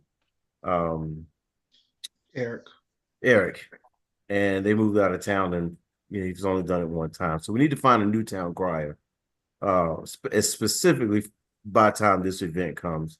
I'm quite sure we can get a volunteer. We find volunteers to put on other uniforms during certain times of the year. So I'm quite sure we can find one for that. I think it'd be very important to have that individual. It just will go back in time for us. And that's it. That's all I have. Great presentation. Okay. Thank you. Was there Yes. Okay, who's that? Vice Mayor? Yes, it is. Thank you. Okay, go ahead, Vice Mayor. Thank you. As far as identifying a town crier, what is the process for that? Similar to how we identify our oh goodness, the title escapes me. Grand Marshal. Grand Marshal, thank you. For the how we did that for the parade. So is the process the same, or in this instance, would it be up to the committee who is handling this event? Because for identification of the Grand Marshal, it's typically something where someone is suggested and then we vote on it from the council, is what I remember us having done in the past. So how would we do that in this instance? Yeah, so the last crier was brought before the council, and we did a resolution at the council when we had Eric do it. So it would again be by resolution if you all bring forth nominations to the committee and somebody is interested in being the town crier. Mind you, there is uniform and all that other stuff that has to be acquired for that. So we haven't had any discussions outside of just now about a town crier for this celebration. So Councilman Fields just brought it to our attention. So it's Is that the same process that we use for identifying the grand marshal for the parade, where someone proposes and then the council votes on it? Are we voting to say that we are all in agreement with this is the person who would be in that position? That's what I'm really looking for clarification on the process. It's more of a consensus. Yeah, it's gonna be a consensus. Yeah. For the most part. I don't know if we're gonna have a whole bunch of people lining up to dress up like a town crier, ringing the bell through the town. Understood. Thank you. Yes. Did you have anything else? No, I just. Okay. All right. Did we hit everybody? Thank you, Ms. Carey, the Historic Dumfries, and the whole committee for the work that's being done. We know these working committees are pretty tedious and what you call it, time consuming. Councilman Peter remembered the days of Parks and Recs and the long nights and the amount of work that goes into it. So, Absolutely. We do take our hats off to these working committees and the work they did. So with that said, we'll move to our action item, which is asking for, we're gonna ask for, based on everything that we did and knowing the amount of work and the intricate details that's going on, I want to make a motion for all of the planned activities and celebration, minus us having the interfaith service in there, and to ask that we have the town manager to look for services not to exceed $10,000 for an event planner to manage all of the details, the vendors, and all of that stuff for this event. So moved, man. Whoa. Second. All right. Oh. So now we can have discussion. So the motion on the floor, just so it's clear, is to adopt the presented agenda minus the interfaith, and to give the town manager the authority not to exceed 10,000 to contract an event planner to manage all the details. Councilman Pete, discussion. Mayor, is this two-part? Can we have this as two-part, please? Yeah, we can have it as two parts. Thank you. So you want to? I will. Well, who Councilman Fields? Would you? I made the motion. What part do you want separated, Mr. Councilman Pete? The approval for the $10,000 for an event planner for this event. Not to exceed. Correct. Okay, so that I will have to withdraw my motion and just make a motion on everything. Oh, let me read it. Okay, motion to have the town manager reach out for contract services for the 275th Charter celebration only, along with the amended taken out of the religious services. Okay, so that's my motion. Yes. Okay. And Chair Pro Tem, did you keep your second to his motion? Okay, so I'm sorry, Brian. I'm sorry, Councilman Fields. Could you repeat your motion again? Sure. Motion to approve the contracting services and to have the town manager get contracting services for everything minus the religious services that was proposed in the previous discussion. That sounds like the same. I mean, it sounds like the same motion. Yeah. Because if he's saying that he wants to separate, I'm sorry, if Councilman Peter saying he wants to separate the motion, I didn't add the 10,000. I didn't add the 10,000. No. But So if he you're wants, directing her to contract, then unless I'm misunderstanding, it just seems like if yeah, the let me motion get is to clarity. direct her to contract for the assistance. Okay, so Yeah. we need He wants to do the services first, to approve the agenda first, and then to come back for the event planner. You tracking, Councilman Fields? Yes. Dumfries, okay, so he just wants to do the agenda first.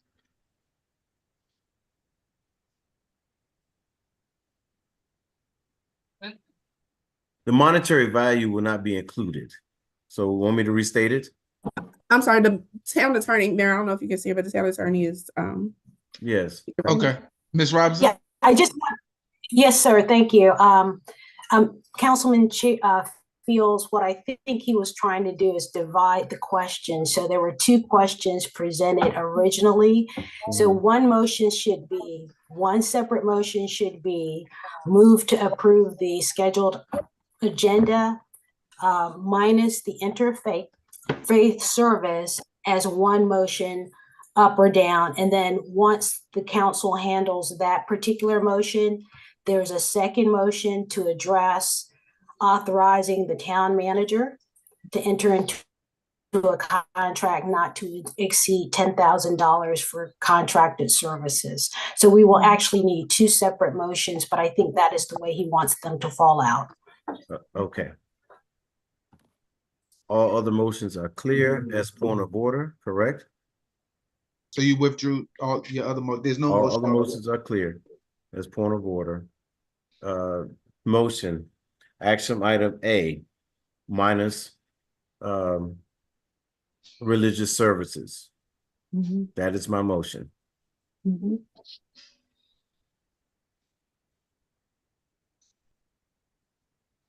Is there a second?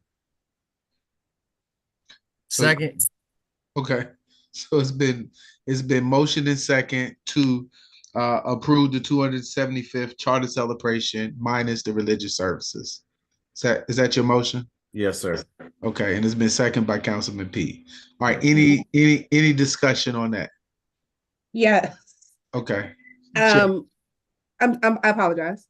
So the motion was to proceed with action item A? Yes. Is that how we read? I just asked for clarity, and so, okay, you're asking for if it's action item A? Yeah, that's what I'm saying. No. Versus what I just said? Because it sounds like we're saying the same thing. Like what it sounds like we haven't changed it. So when he made his motion, he said to approve action item A. Well, action item A includes funding. So we need the verbiage. Okay. Okay. So you have to say exactly. Okay. The withdraw? Withdraw again. We can get it right, finally. Okay. Action item A, minus the religious service, minus the amount that we're going to have for the services. So let me ask this, Councilman Fields. Would you want your motion be to approve the events and the agenda minus the religious service? If that's gonna get this thing passed and out of trouble, I'm about ready to give up on this. Let somebody else try. Yes. Okay. It's your fault, Sean. All right. Okay. All right. Let's do that. Okay. So that's the motion on the floor, is to approve the agenda minus the religious services. Second. All right. So it's been motion and second. Any discussion on that motion? I'm not understanding. That's the same thing. I just Vice Mayor. So the way he just said it, he left out the money part. The money part is not a part of this motion. It's not. You're right. No, Councilman Pete wanted a second motion. Okay. So then the motion that needs to be amended, because the suggested motion, looking at the agenda item request form, is to approve a motion of the planned activities and going into including the use of the event planner in the amount not to exceed. And so what we're doing is amending what the planned activities are and removing the use of the contract not to exceed amount, right? Yeah, so the Second current, that motion. the current motion, wait, the current I motion, know, on- just kidding. let me help you out, Vice Mayor. The current motion on the floor is not what's in the agenda. The current motion is to approve the agenda, the planned events minus the religious activities. That's the motion that's on the floor right now. Okay. All right, so the motion on the floor is for the planned events minus the religious activities. All right, any other questions about the motion on the floor? And Town Attorney, are we right? Is that the motion on the floor? Yes, sir, Mr. All Mayor. right, I just want to make sure that everybody clear, because I want to make sure everybody knows what the motion is that's on the floor. All right, any further discussion? Councilman Brown, is it clear? Okay, all right, good. All right, seeing no further questions, I'll call for the motion. Councilman Pete. No. Okay. Councilman Fields. Yes. All right, Vice Mayor. Yes. Where are we at? Councilwoman Peterson. Yes. Councilman Brown, did I get Yes. you? And Chair Pro Tem, Aye. and that's a yes for me. Ms. Santos, what's that count? I'm sorry. Give me just a sec. So the motion, excuse me, the motion carries 6 to no. 1. Okay, 6 to 1. Sorry, 6 to 1. All right. Now, second motion is the second part of that. It says for an event planner, for the town to contract for the use of an event planner in the amount not to exceed 10,000. So move. Okay. That's been moved. All right. Second. All right, and second. All right, any discussion on that motion? Vice Mayor. So the not to exceed 10,000, is that a part of the original $100,000 budget? So it's not going to increase the budget to 110,000, correct? No. You are correct, Vice Mayor. Okay, thank you. You're welcome. All right, was there any other discussion? All right, seeing none, I will call for the question. Councilwoman Peterson? Aye. Councilman Brown? Aye. Chair Pro Tem? Aye. Councilman Fields?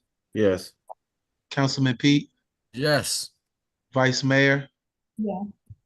And that's a yes for me. So that motion carries 7-0. I can count that. 0. All right. I think our next action item. That's it for action items. We now move to public hearings. Is that right? Yes. Yes, sir. Is everybody okay to move at home? I know that we generally take a break every hour. So I just want to check in with council that everybody is okay for me to keep moving forward. Thumbs up. All right, good. All right, public hearing. All right, our first public hearing is to amend the town code regarding fees and the collection of delinquent taxes and other delinquent accounts. Our Chief Financial Officer, welcome back, Ms. Stacy Jordan. The floor is yours. Good evening again, Mayor, Vice Mayor, members of council. Let me see if I can share my screen again.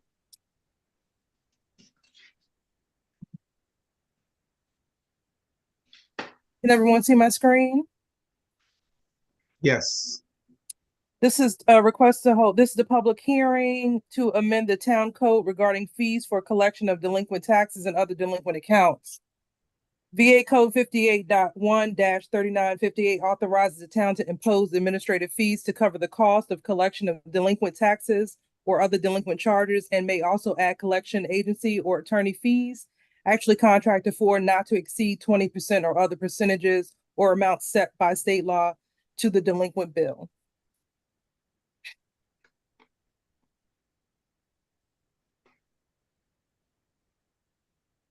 Ready to proceed with the public hearing? Yes. Okay. Council, any questions on the staff presentation before we open it up for public hearing? Okay. Seeing No questions or comments. We will now open up the public hearing. Is there anyone in the public who wishes to speak? Please raise your hand. Because we did not, let me see. You just hit the hand raise button. Okay. Anyone wishing to speak going twice? All right. Anyone wishing to speak to this going 3 times? All right. Seeing no hands raised, I will now close the public hearing. All right. All right. I welcome a motion from the council on this particular public item. So move. Okay. It's been moved by Councilman Pete. Second. And second by Councilman Brown. All right, any discussion?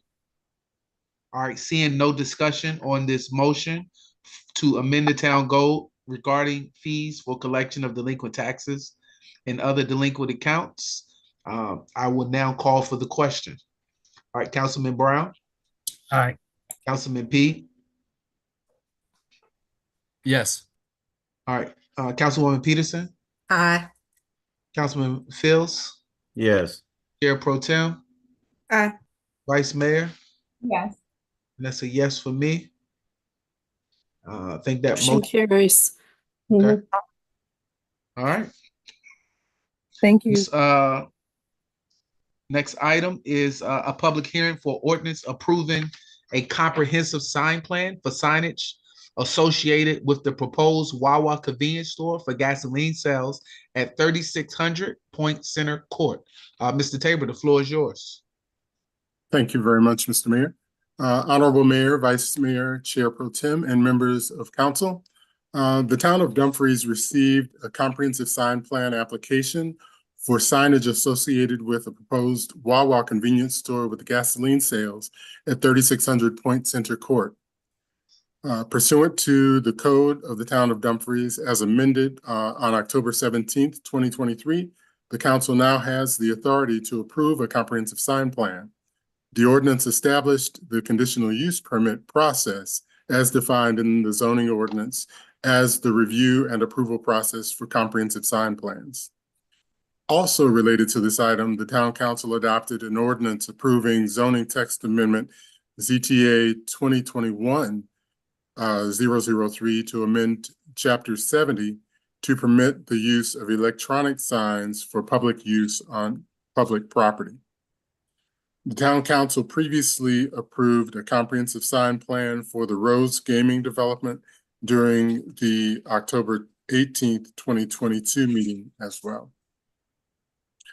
The comprehensive sign plan for signage associated with the proposed Wawa convenience store with gasoline sales at 3600 Point Center Court includes 11 signs consisting of 1 illuminated freestanding sign, 3 wall signs, 3 canopy signs, directional signage, and the comprehensive sign plan includes details concerning the location, size, and design of each of the proposed signs.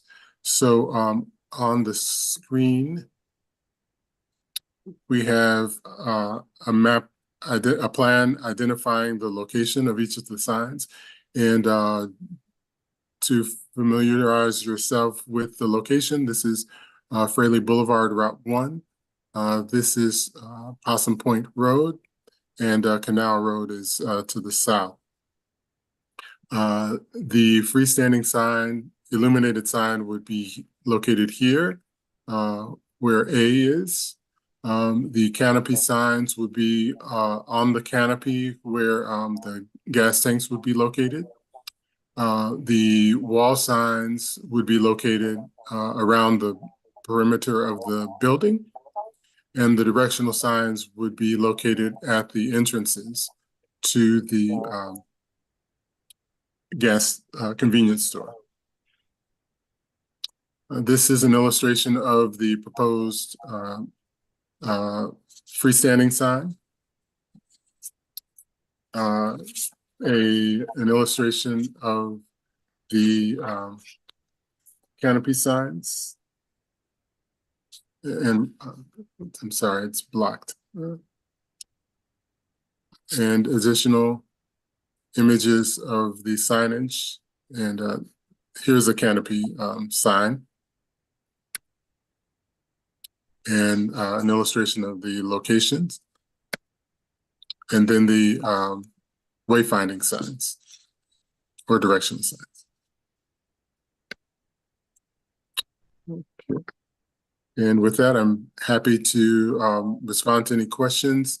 Also, we do have representatives of the applicants on the call.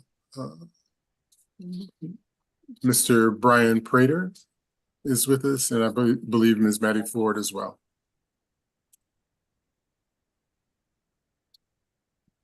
Mr. Brian, how are you, sir? I am doing well, Mr. Mayor.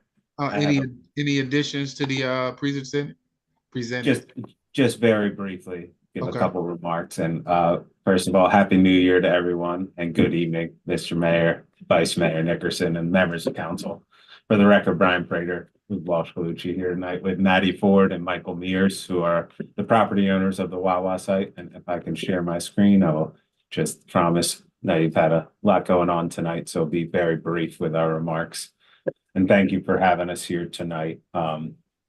So you all are familiar with the property that approved the Wawa location here along Route 1 at Possum Point Road. It's the existing office building that'll be demolished for the proposed convenience store and gas station. Mr. Tabor went through the where the signs are located, so no need to belabor that point. One of the things just wanted to point out with the sign, it's the illumination element that requires the comprehensive sign plan per the zoning ordinance. This proposed sign, as far as the height and the design, the style and the square footage of the sign area, complies with all the underlying zoning ordinance requirements. So it is really the gas pricing lighting that would allow for that. And one of the things that the Planning Commission acknowledged and the applicant spoke to during the Planning Commission is the height and the size of the sign is really important in this area on Route 1 for safety. As you know, vehicles drive up and down this area and can get going at pretty high speeds at times.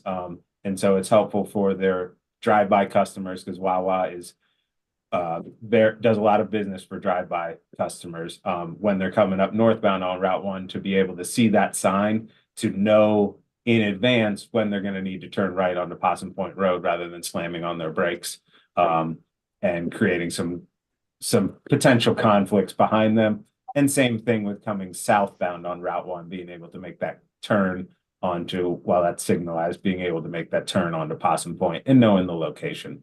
And that is something the Planning Commission agreed with in their unanimous recommendation. So just wanted to make that observation for you all tonight. And all the other signage shown here is in alignment with the underlying B1 signage requirements of the zoning ordinance. And that is all I had. I know Wawa is looking forward to opening up their store, and this signage is a critical element. So the property owners are also excited to moving this project forward. So I can answer any questions you may have for me tonight.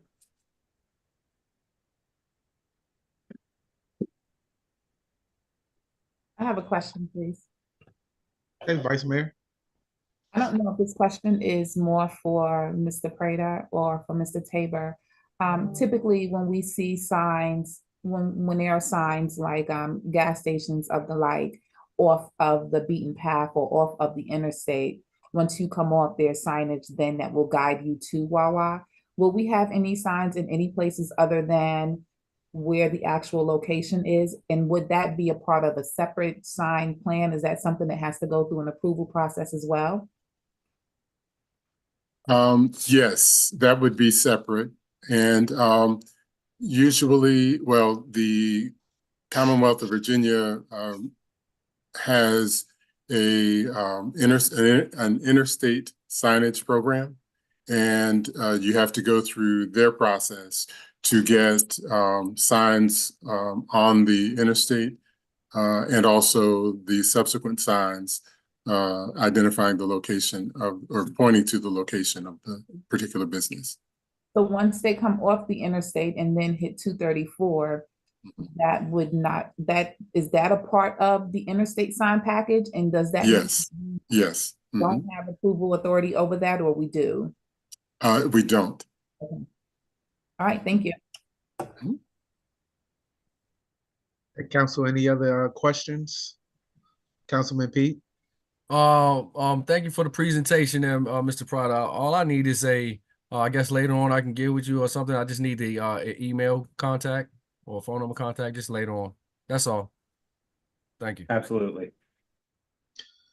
I guess my question is timeline. Once we approve this signs, what is the timeline for demolition of that building and construction to start on the building? Like, what would be the timeline?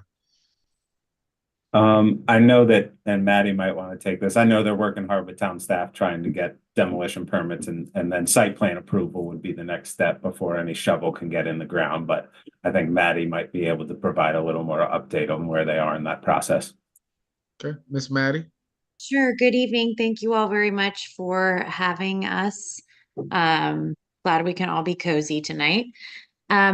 As Brian mentioned, we are working with the town staff on our site plan submission. We just received our first round of comments and are hoping to meet with them to discuss the comments this week. Our goal is to submit a demolition permit in the coming weeks for the existing structure. And then once we have site plan approval, we'll move forward with our permitting and hope to begin site construction late spring, early summer. Does and this might be for Mr. Tabor, does demolition need to come back before the council, or is that just something staff? No. So once No. okay. That's great. Mhm. All right. Well, thank you for that timeline. All right. Any other questions, council, before we open up the public hearing?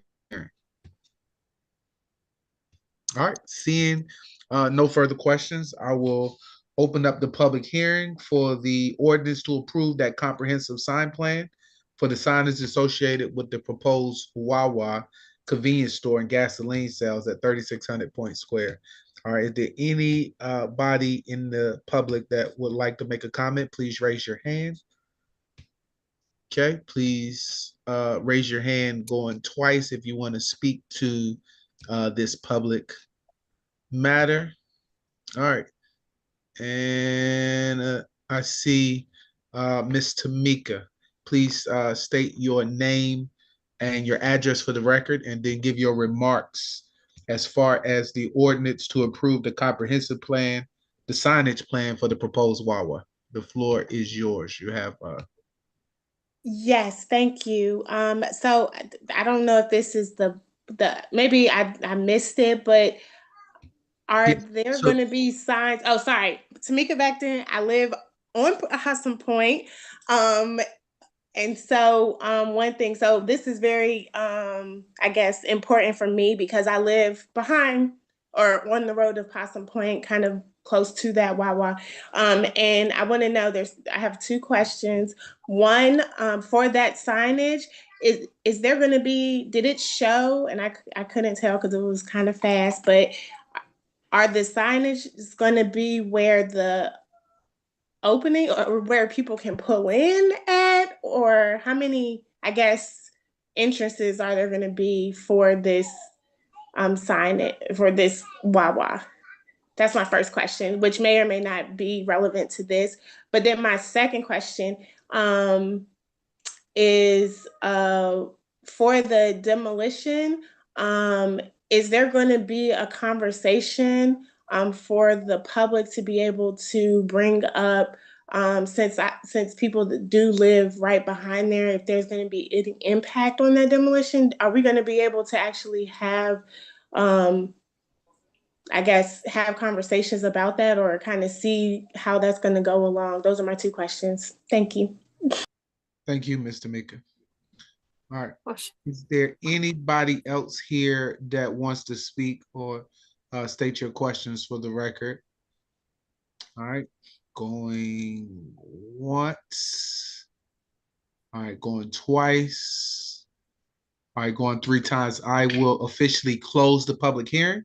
All right. So the public hearing is closed. Mr. Tabor, I will give you an opportunity if you want to respond to the questions the young lady had about the interests pulling in. I know we have that on that diagram. We just did it. We just showed it real fast. And then and while you're looking for that, if you want to answer the question about will there be another opportunity for the public to ask questions about demolition impact? Okay, so are you able to see the screen? Yes. Okay, so these are actually illustrations of the signs that will be located at the entrances. And let's see.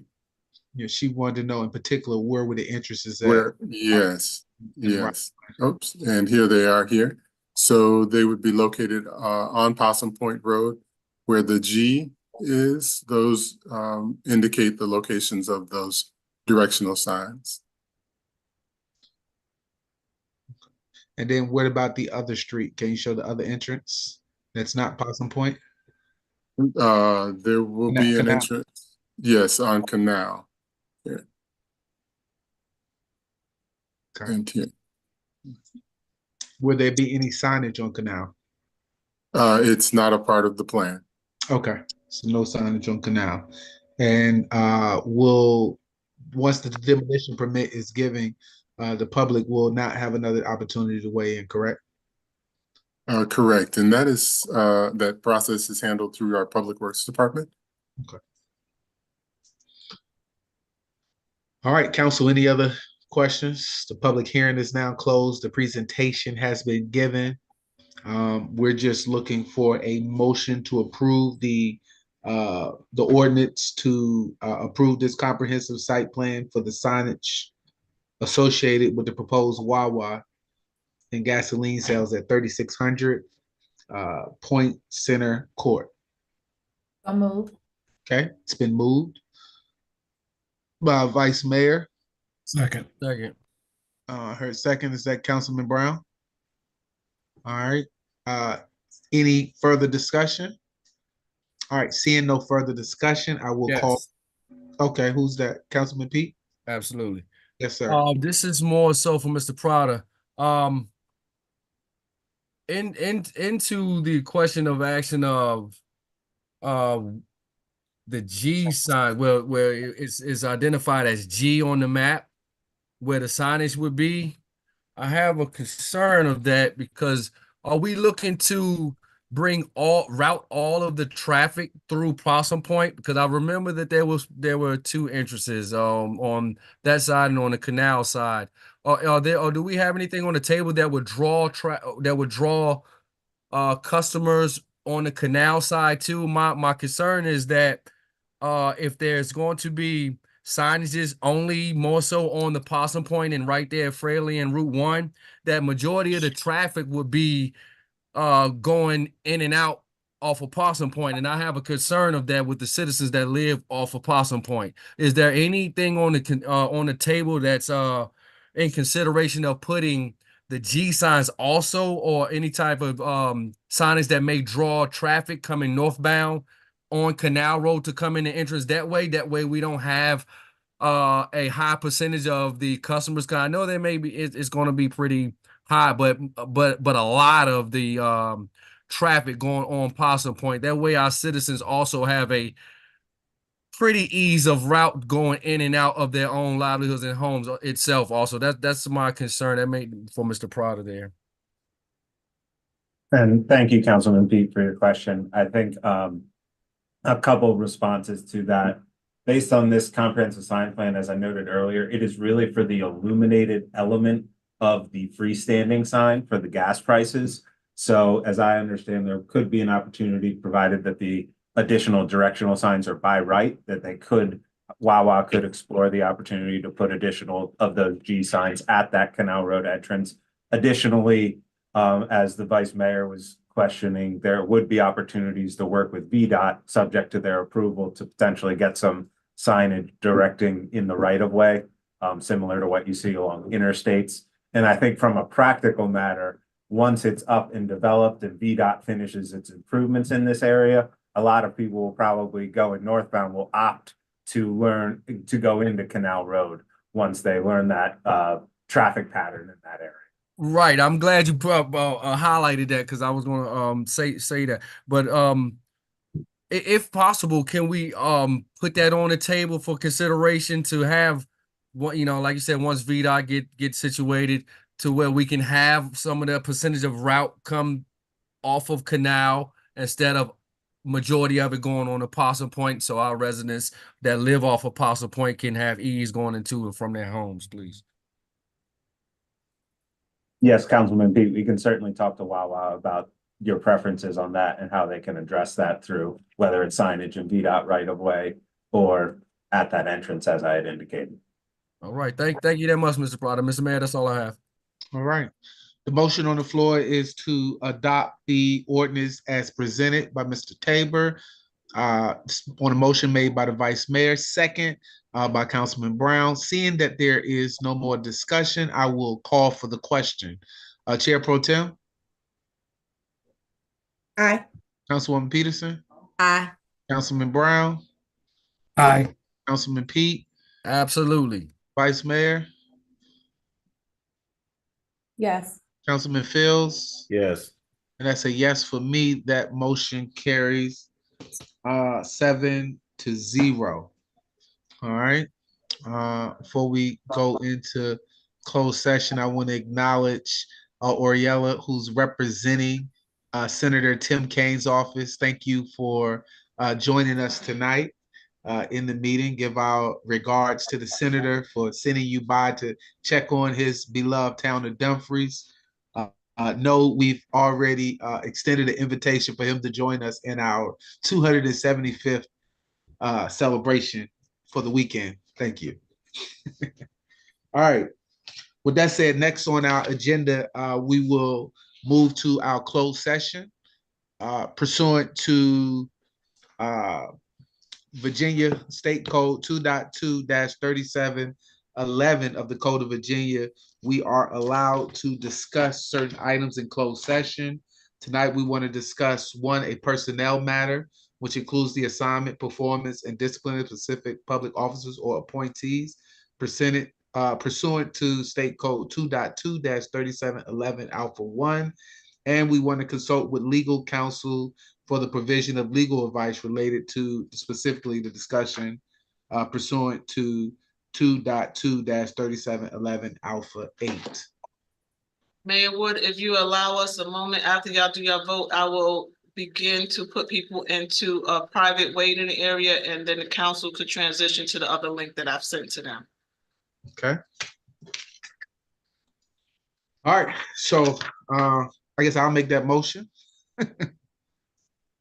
Second. Okay. It's been motioned and second. Any discussion?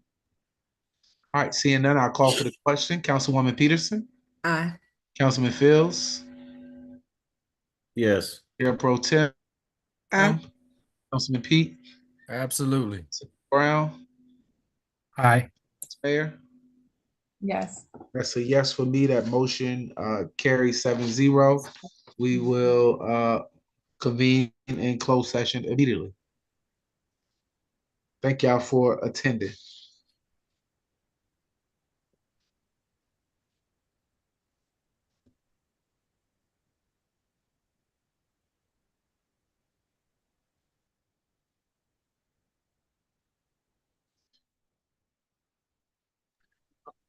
Do we need to go somewhere?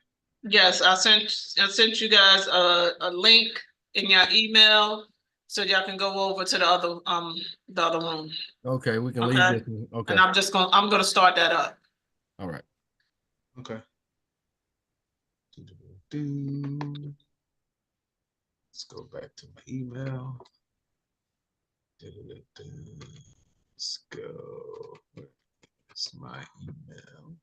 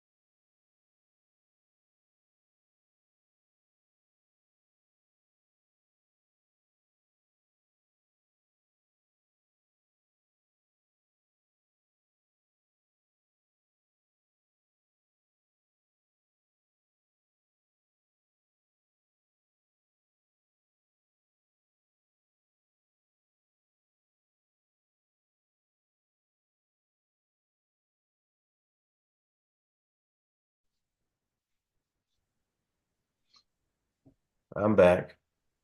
Welcome back. Welcome back. Welcome back.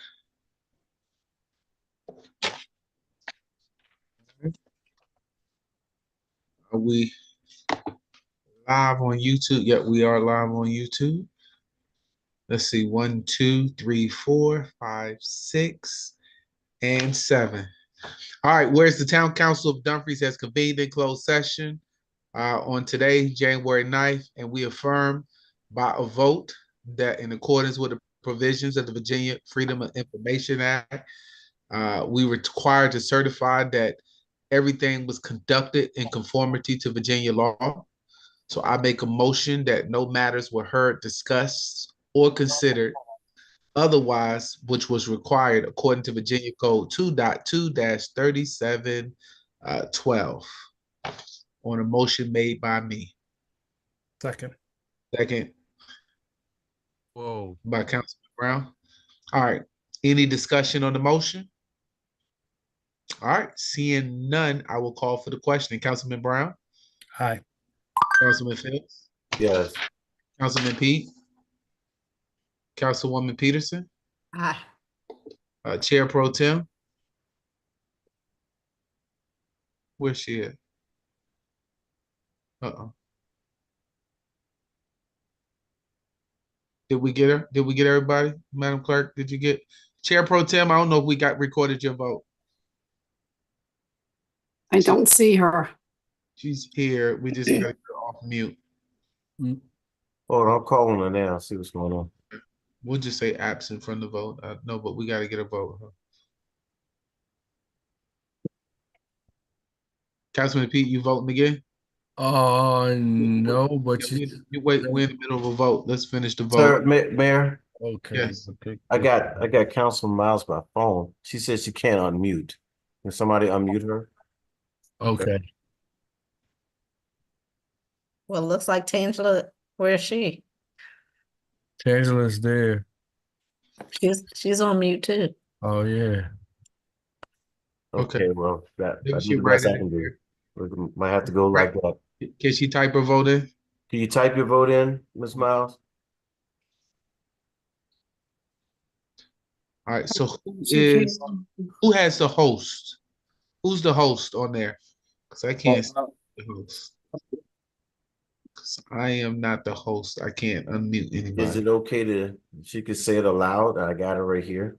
Okay, yeah. What's her vote? Ms. Miles, can you record your vote? They can hear you. I got you on speaker. She just put it in chat. Okay. She said aye. All right. And my vote is yes. So that motion carries 7-0 to certify the closed session. All right. So closed session is now certified. All right. I will, the action that we want to take, I want to make a motion to accept the recommendation relative to the employment action of the town clerk. Move to accept the recommendation relative to the employment action of the town clerk. Second. So move. Okay. So it's been moved and it's been moved by the vice mayor, second by Councilman Fields. Okay. Any discussion on the motion and the recommendation? All right. Seeing none, I will call for the question. Councilman Pete? Yes. Councilman Brown? Councilman Fields? Aye. Yes. Okay. Councilwoman Peterson? Aye. Vice Mayor? Yes. That's a yes for me. Councilwoman Miles, if you want to type it in, if you up, she votes yes. All right, so that's 7-0. All right. With that said, I think we have exhausted that agenda tonight. We've come to the conclusion. And the last thing on the agenda is adjournment. So I adjourn this meeting. All right. Good night, everybody. Good night. Stay dry.